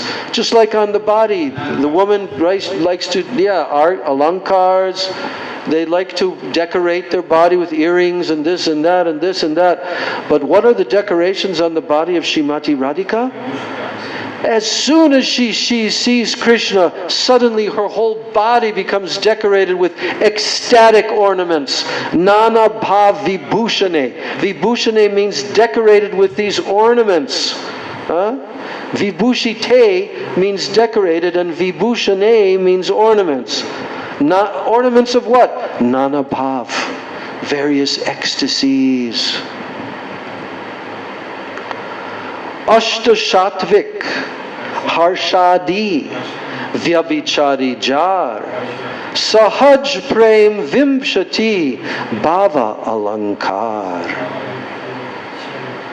So, now we see the term Ashtasatvik. We hear that very often. What does that mean? That these are transcendental symptoms. There are 8 in number. So, now, summarizing Srimati Radhika's body and her symptoms that come when she's with Krishna, he's giving the list here. Ashtasatvik Harshadi Vyabhichari Jar Sahaj Prem Vimshati Bhav Alankar. The transcendental ornaments of Srimati Radhika's body includes the 8 sattvikas, the 8 transcendental symptoms. Then it includes the 33 Vyabhichari bhavs, beginning with harsha or jubilation in natural love, and the 20 bhavs or the ecstatic emotional ornaments. So here, there's the list of 33 different bhavs. And this is, we should hear it. We cannot understand, but we will have to study very deeply Ujjvala Nilamani and try to understand how these automatically, they sprout up on Srimati Radhika's body as soon as even momentarily she sees Krishna. What are these bodily symptoms? I'm reading the list from 1 through 33. Nirved, indifference. What does indifference mean? It means that you're not interested. You're indifferent. Second one, vishad, morose, moroseness. 3, dainya, meekness. That means very humble, very meek, dainya. 4, glani. Glani means a feeling that one is in a faulty position. You know where else we hear that term, glani? Huh? Yes. So, dharmasya glani. Glani means some faulty position. So Krishna uses that term when he explains that when dharma becomes faulty, that is when I descend in this world. Dharmasya glani. But in the context of transcendental symptoms, this is a feeling within the heroine that she has some faulty position. Then comes 5, shrama. What does shrama mean? It means fatigue. Fatigue, tiredness. 6, mada. You should know what mada means. We hear this word a lot. Huh? Mada. Mada Madness. means madness. Stark, raving, transcendental madness is called mada. 7th, garva. Pride. Pride. Garva. 8, shanka. Shanka means doubt. Doubting. Not certain. Doubt. Number 9, tras. Tras means shock. You're shocked. Yes. 10, avega. Intense emotion. 11, unmad. Craziness. Unmad. That goes with mad and unmad. Madness and unmad. Extra special madness. Craziness. All exhibit by Mahaprabhu. Yes, of course. Divya. All. Because he's tasting all the bhavs and moods of Srimati Radhika. Even as he's hearing this, he's becoming mad from just hearing. 12, apasmara. Apasmara means forgetfulness. 13, vyadhi, disease. Vyadhi. Number 14, moha, bewilderment. Moha. 15, mriti, death. Death. Mriti means death. Alasya, number 16, laziness. All these things Alas. Krishna cannot understand. Huh? All these things which he exhibits, he cannot understand. He can't move the heart. Yes. But when he came in the form of Mahaprabhu, he can understand. Yes, he's tasting. He cannot. That's what he came for. To taste this. Shiradhaya pranaya mahima. Yes, all these moods, bhavs. Okay. Moha, bewilderment. Wait, where are we? Yeah, alasya, laziness. 21, vitarka. Tarka, vitarka. You know, tarka, vitarka? That means argument. Vitarka, argument. 22, chinta. contemplation, contemplation. 23, mati. Mati means attention. Your mati, your attention, your consciousness. Where do we see this word, mati? Krishna Bhakti Rasa Bhavita Mati. And which other? Yes, see, same thing, mati. Matirna Krishna Paratak Svatova. So mati means attention. 24, dhriti. Dhriti. We know a Prabhupada lady disciple who is named Dhriti Devi Dasi. She was one of the artists. Dhriti Devi Dasi. But what does the word Dhriti mean? Forbearance. Forbearance means very determined, very forbearing, not giving up, never giving up. Dhriti. 25. Harsha. Jubilation. Jubilation. Harsha. 26. Outsukya. Outsukya means eagerness, very eager. Outsukya. 27. Augriya. Augriya. Augriya.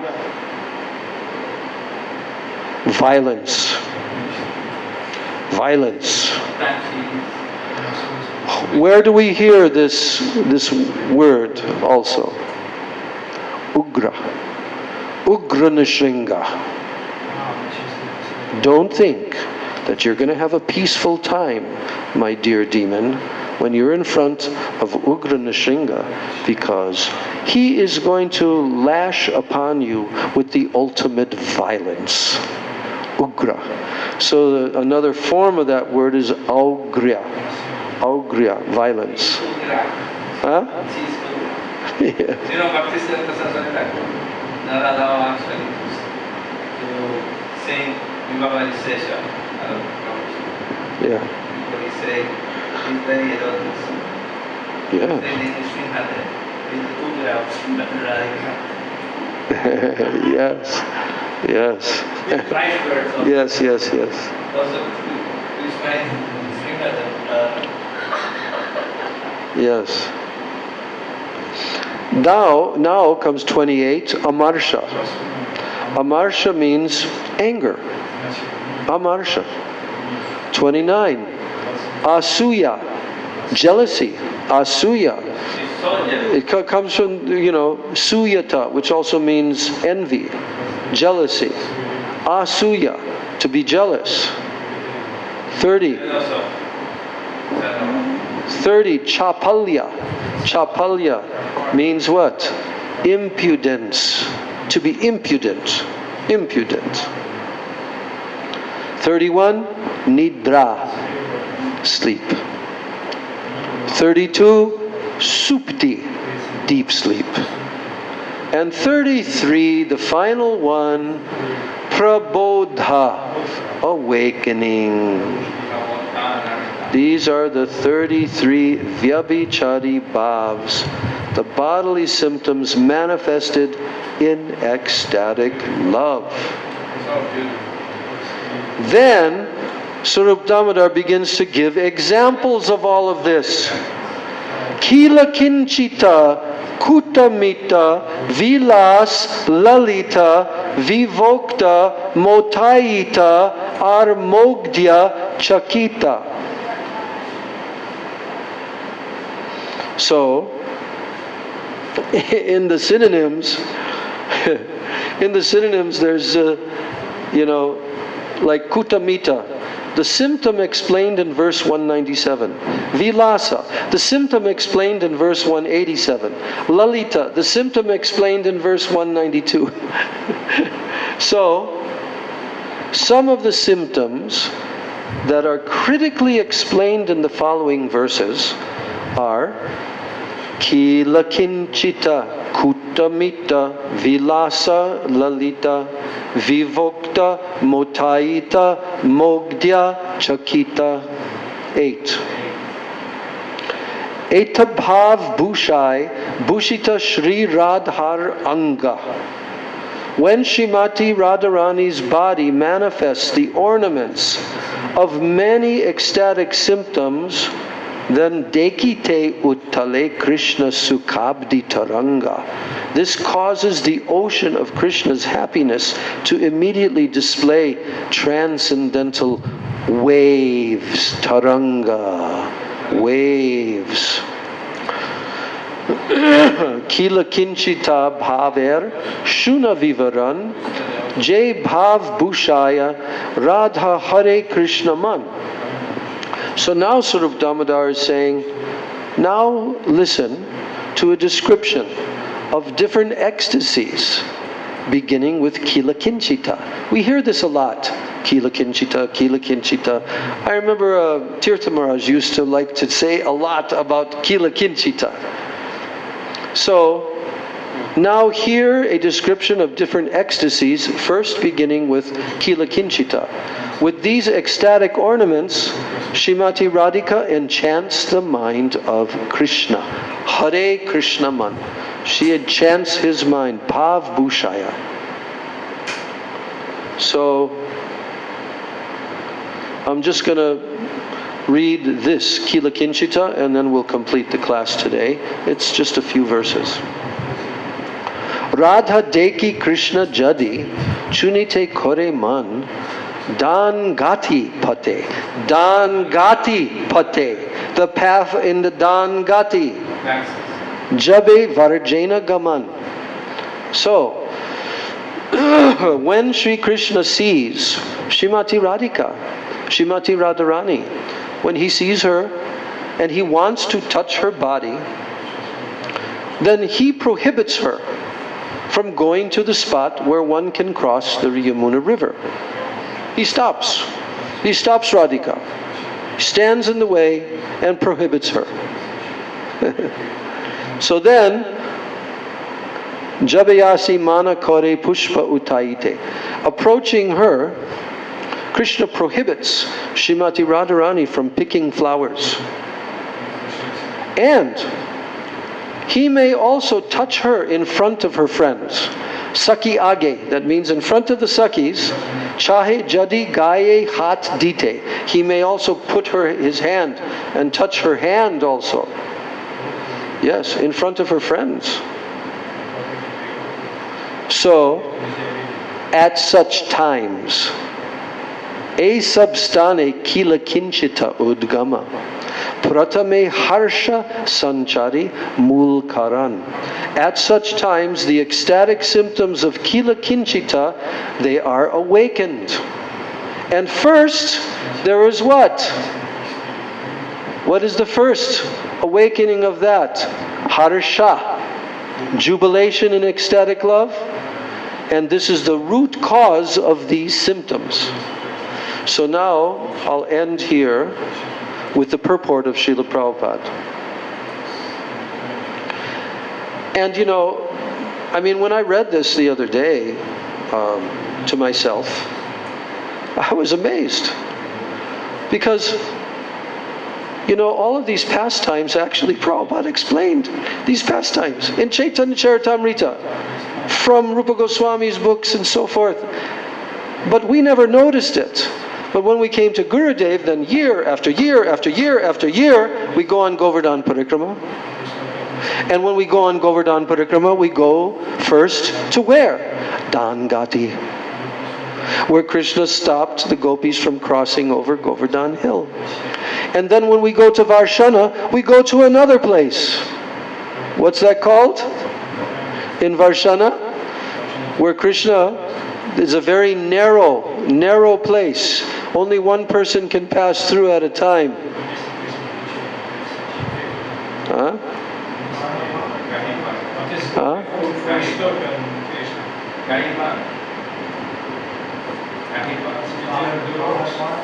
Huh? No, Gaharvan is the whole forest area. After you go through that, then you come to Gaharvan. Gopi taxation.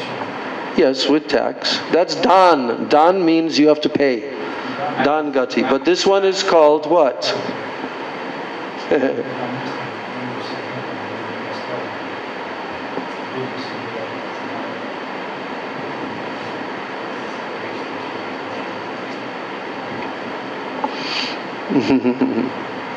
Okay.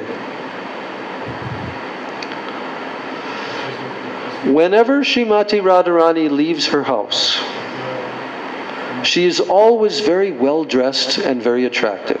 Prabhupada is explaining. It is her womanly nature. It is her womanly nature to attract Sri Krishna's attention. That's where that nature comes from in the material world, isn't it? It's a perverted reflection of the original womanly nature attracting Krishna's attention. But in the material world it becomes very perverted, and it becomes very gross, very ugly, and it leads one to what? Suffering. Suffering. Hello? Suffering. So, that's why women are attractively dressing themselves and decorating themselves. Why? Because they want to enjoy their own sense gratification. But does Srimati Radhika and the gopis dress themselves to enjoy their own sense gratification? Never. What? They want to attract Krishna's attention. And then, upon seeing her so attractively dressed, then Sri Krishna desires to touch her body. Krishna desires. Then the Lord finds some fault in her and prohibits her from going to a river crossing. And he stops her from picking flowers.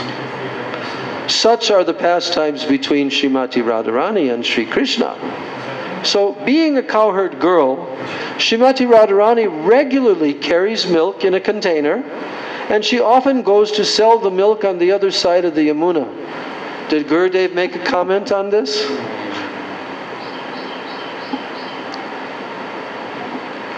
She often goes to sell the milk on the other side of the Yamuna. Yeah. Yeah. Because... yes. Yes. But then, what is she bringing the milk for? Yagya.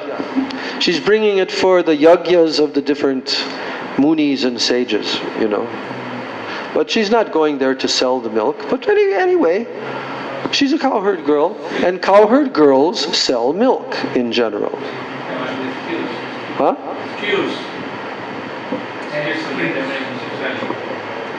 Yes. Now, she has to cross the river. She has to go on the other side of the Yamuna.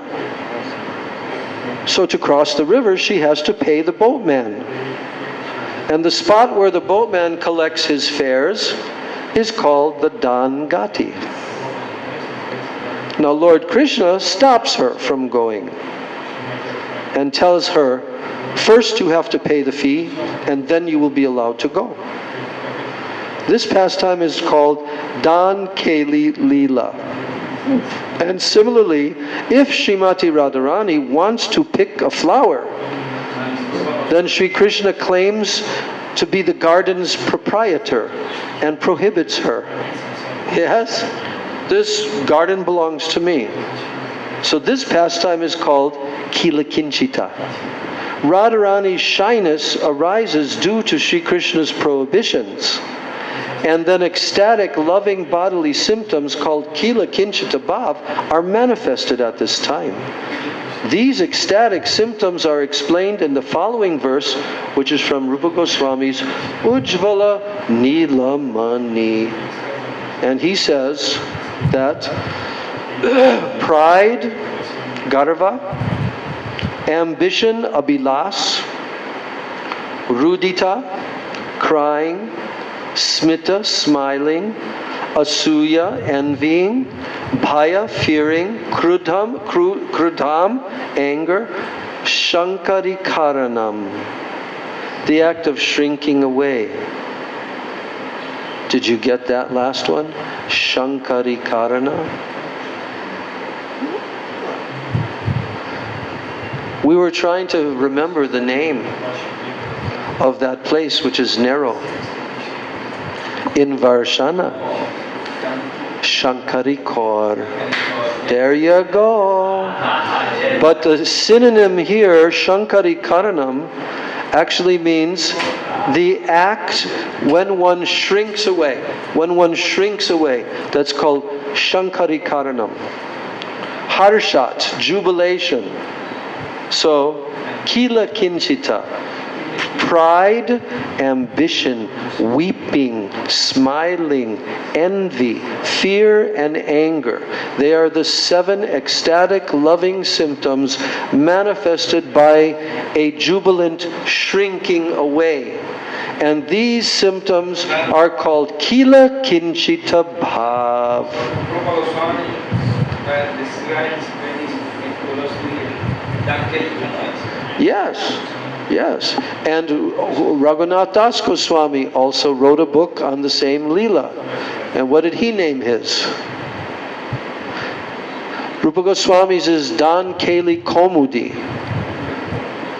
And Raghunath Das Goswami's book is entitled Dan Keli Chintamani. Yes. Part of the Stavavali. Huh? It's part of the Stavavali. Part of the? It's part of the Stavavali. Oh, Stava, yes, yes. Everything is there. Yes, it's Stavavali. Stavavali, the collection of all the poetry of Raghunath Das Goswami. Yes, so, and there are even 7 other transcendental ecstatic symptoms, and when they combine on the platform of jubilation, then that combination is called Mahabhav. That's what it is, Mahabhav. We'll read that in our next class. Now we've run out of time.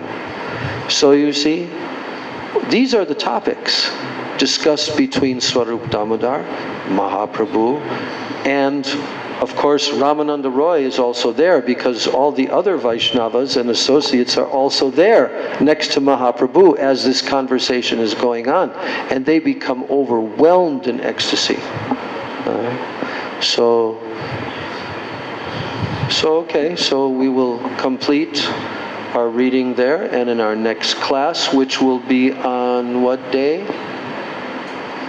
Tomorrow, Monday, is the return Rath Yatra in Puri. And on Tuesday, when we have class, that is... so the Tuesday when we have class... Wait a second. So,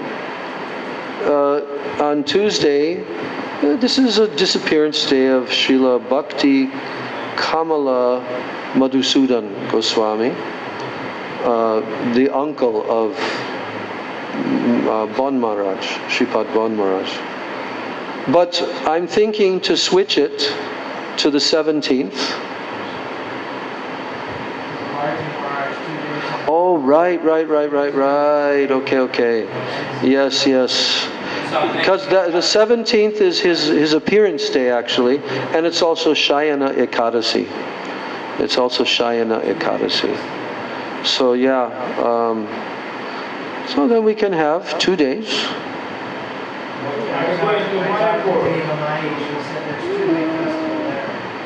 Well, that's because they can't serve a feast on Ekadasi. So they have Ekadasi Prasadam on the first day, but on the second day they have full Prasadam. Yeah, so that would be on the Thursday, 17th and 18th. So I think what we'll do is we'll have class on Tuesday. We'll have our usual class. And then on Wednesday we'll go there to Mayapur for that program for Bhakti, for Vigyan Bharati Goswami Maharaj. And then I think what we'll do is the 18th is also that's a Thursday. The 18th is also the second half of that festival. Then the 19th is Friday. So I think what we'll do is we'll switch our day from Thursday to Friday. Very busy week. And then the 21st is Guru Purnima. No, 21st. 2 days after Tuesday. It's on Sunday. It's on this coming Sunday. Today is Sunday. 1 week from today is the 21st Sunday. And that's the big day. Vyas Puja day. The appearance day of Srila Vyasadeva. It is also the disappearance day of Sri Sanatana Goswami. It is also called Sri Guru Purnima, and it is the first month of Chaturmasya on that day. So on that Sunday, we will have our class here. We'll have our class here. And then we will complete. We'll have to do kata, suitable kata. But I think one thing that we can do is we can complete this reading on that Tuesday. Huh? What? Wonderful. Yeah. We'll complete this reading on Tuesday, day after tomorrow. Tomorrow's Rath Yatra. I know, but he what? What? What? They're going to do something. Yeah, in Puri, it's the return Rath Yatra, and this small little Rath Yatra that they do here, they'll also do it on that day. But I didn't attend the last 2 years. They asked me, huh? Just ask me to tell you when I came. Yeah. Yeah, so,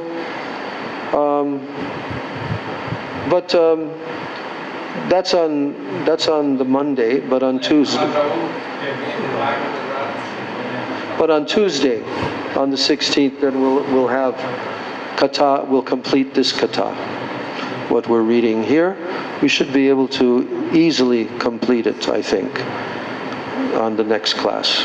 And then we can say that we actually heard the highest kata in the Chaitanya Charitamrita that completely overwhelmed Chaitanya Mahaprabhu. He was so enthusiastic to hear these topics. A very important thing is how Prabhupada entered that topic. How he what? How Prabhupada entered this topic. Ended. Entered in this topic. How he entered, yes. Was. Yes. Yeah. Nobody discussed this. Yes. But Prabhupada did, because he's giving the Chaitanya Charitamrita. He's reading the purports of Bhaktisiddhanta Saraswati, of Bhaktivinoda Thakur, and now he's deciding which to tell. Because all cannot be told. Prabhupada was still giving this to a general audience, even of devotees.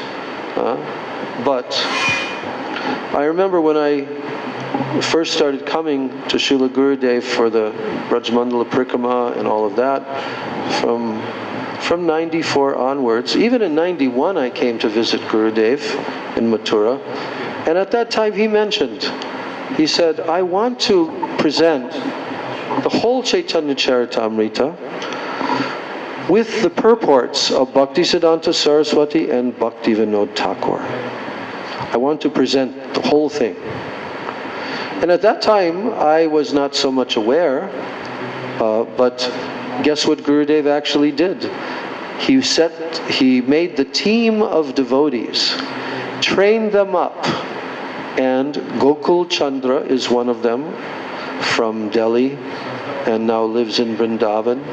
And they have worked diligently for a number of years, and they have presented in Hindi the entire Chaitanya Charitamrita with the purports of Bhaktivinoda Thakur, Bhaktisiddhanta Saraswati Thakur, and also comments by Srila Vaman Goswami Maharaj and our Gurudev.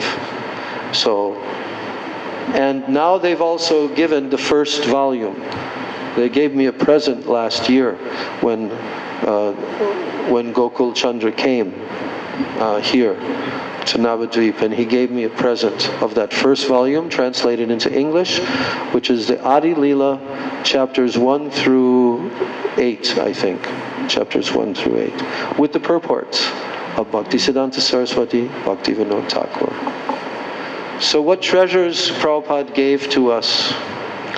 You know, Prabhupada used to say about his Guru Maharaj that in his old age, Bhaktisiddhanta Saraswati Thakur, he used to only read Chaitanya Charitamrita, just relishing. And when Prabhupada crossed the ocean on the Jaladuta ship, he wrote in his diary, I am relishing the nectarine of Sri Chaitanya Charitamrita, so far away from that dham. All right, so we are fortunate, and we'll continue to try to dive deeper and deeper and deeper in all this nectar. Gaur Premanande Hari Hari. Maharaj Ji, can you bring him the mridanga? See, all of us Prabhupada disciples, we all got trained up in the early days. We had to learn to play the mridanga. Hare Krishna,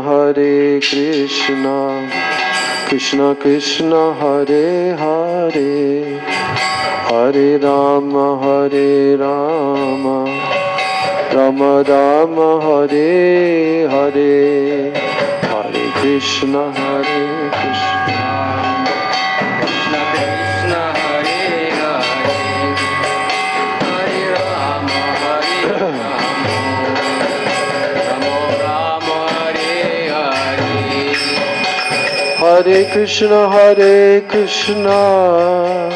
Krishna Krishna, Hare Hare, Hare Rama, Rama Rama, Hare Hare. Hare Krishna, Krishna Krishna, Hare Hare, Hare Rama, Rama Rama, Hare Hare. Hare Krishna, Krishna Krishna, Hare Hare, Hare Rama,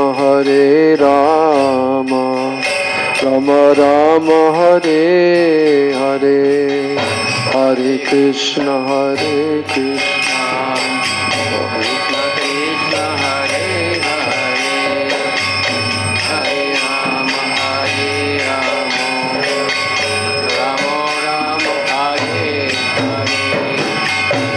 Hare Hare.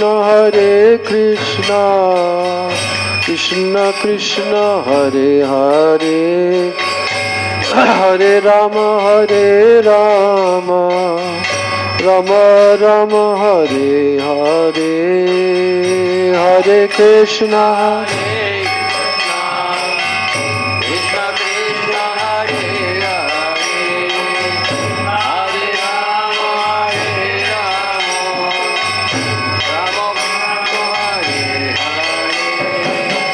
Hare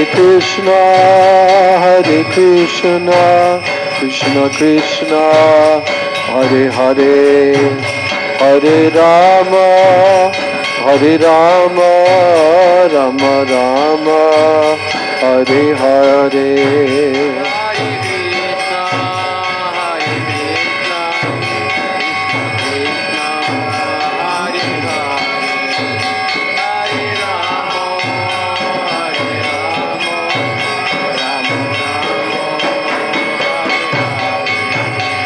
Jaya Radhe, Jaya Krishna, Jaya Radhe, Jaya Krishna.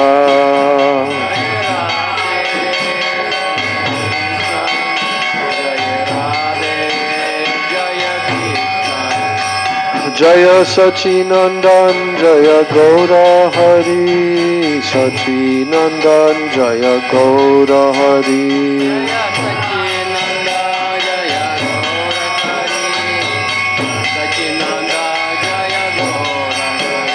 Gaura He, Gaura He, Gaura He, Gaura He, Gaura He.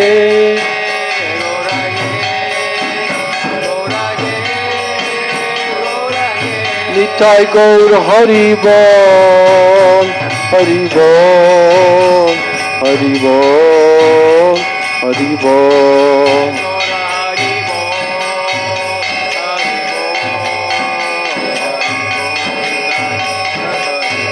Nitai Gaur Hari Bol, Hari Bol, Hari Bol, Hari Bol.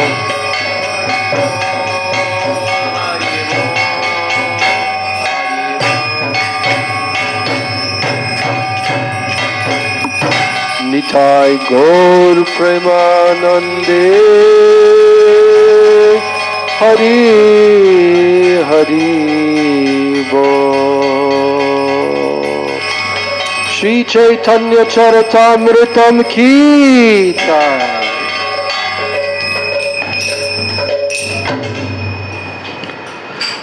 Vrindai Tulsidebai Priyai Keshavasya Cha Krishna Bhakti Prade Devi Satyavachai Namo Namaha Vancha Kalpatarubhyascha Kripa Sindhubhya Eva Cha Patitanam Pavanebhyo Vaishnavebhyo Namo Namaha. All glory to the assembled devotees. Hare Krishna.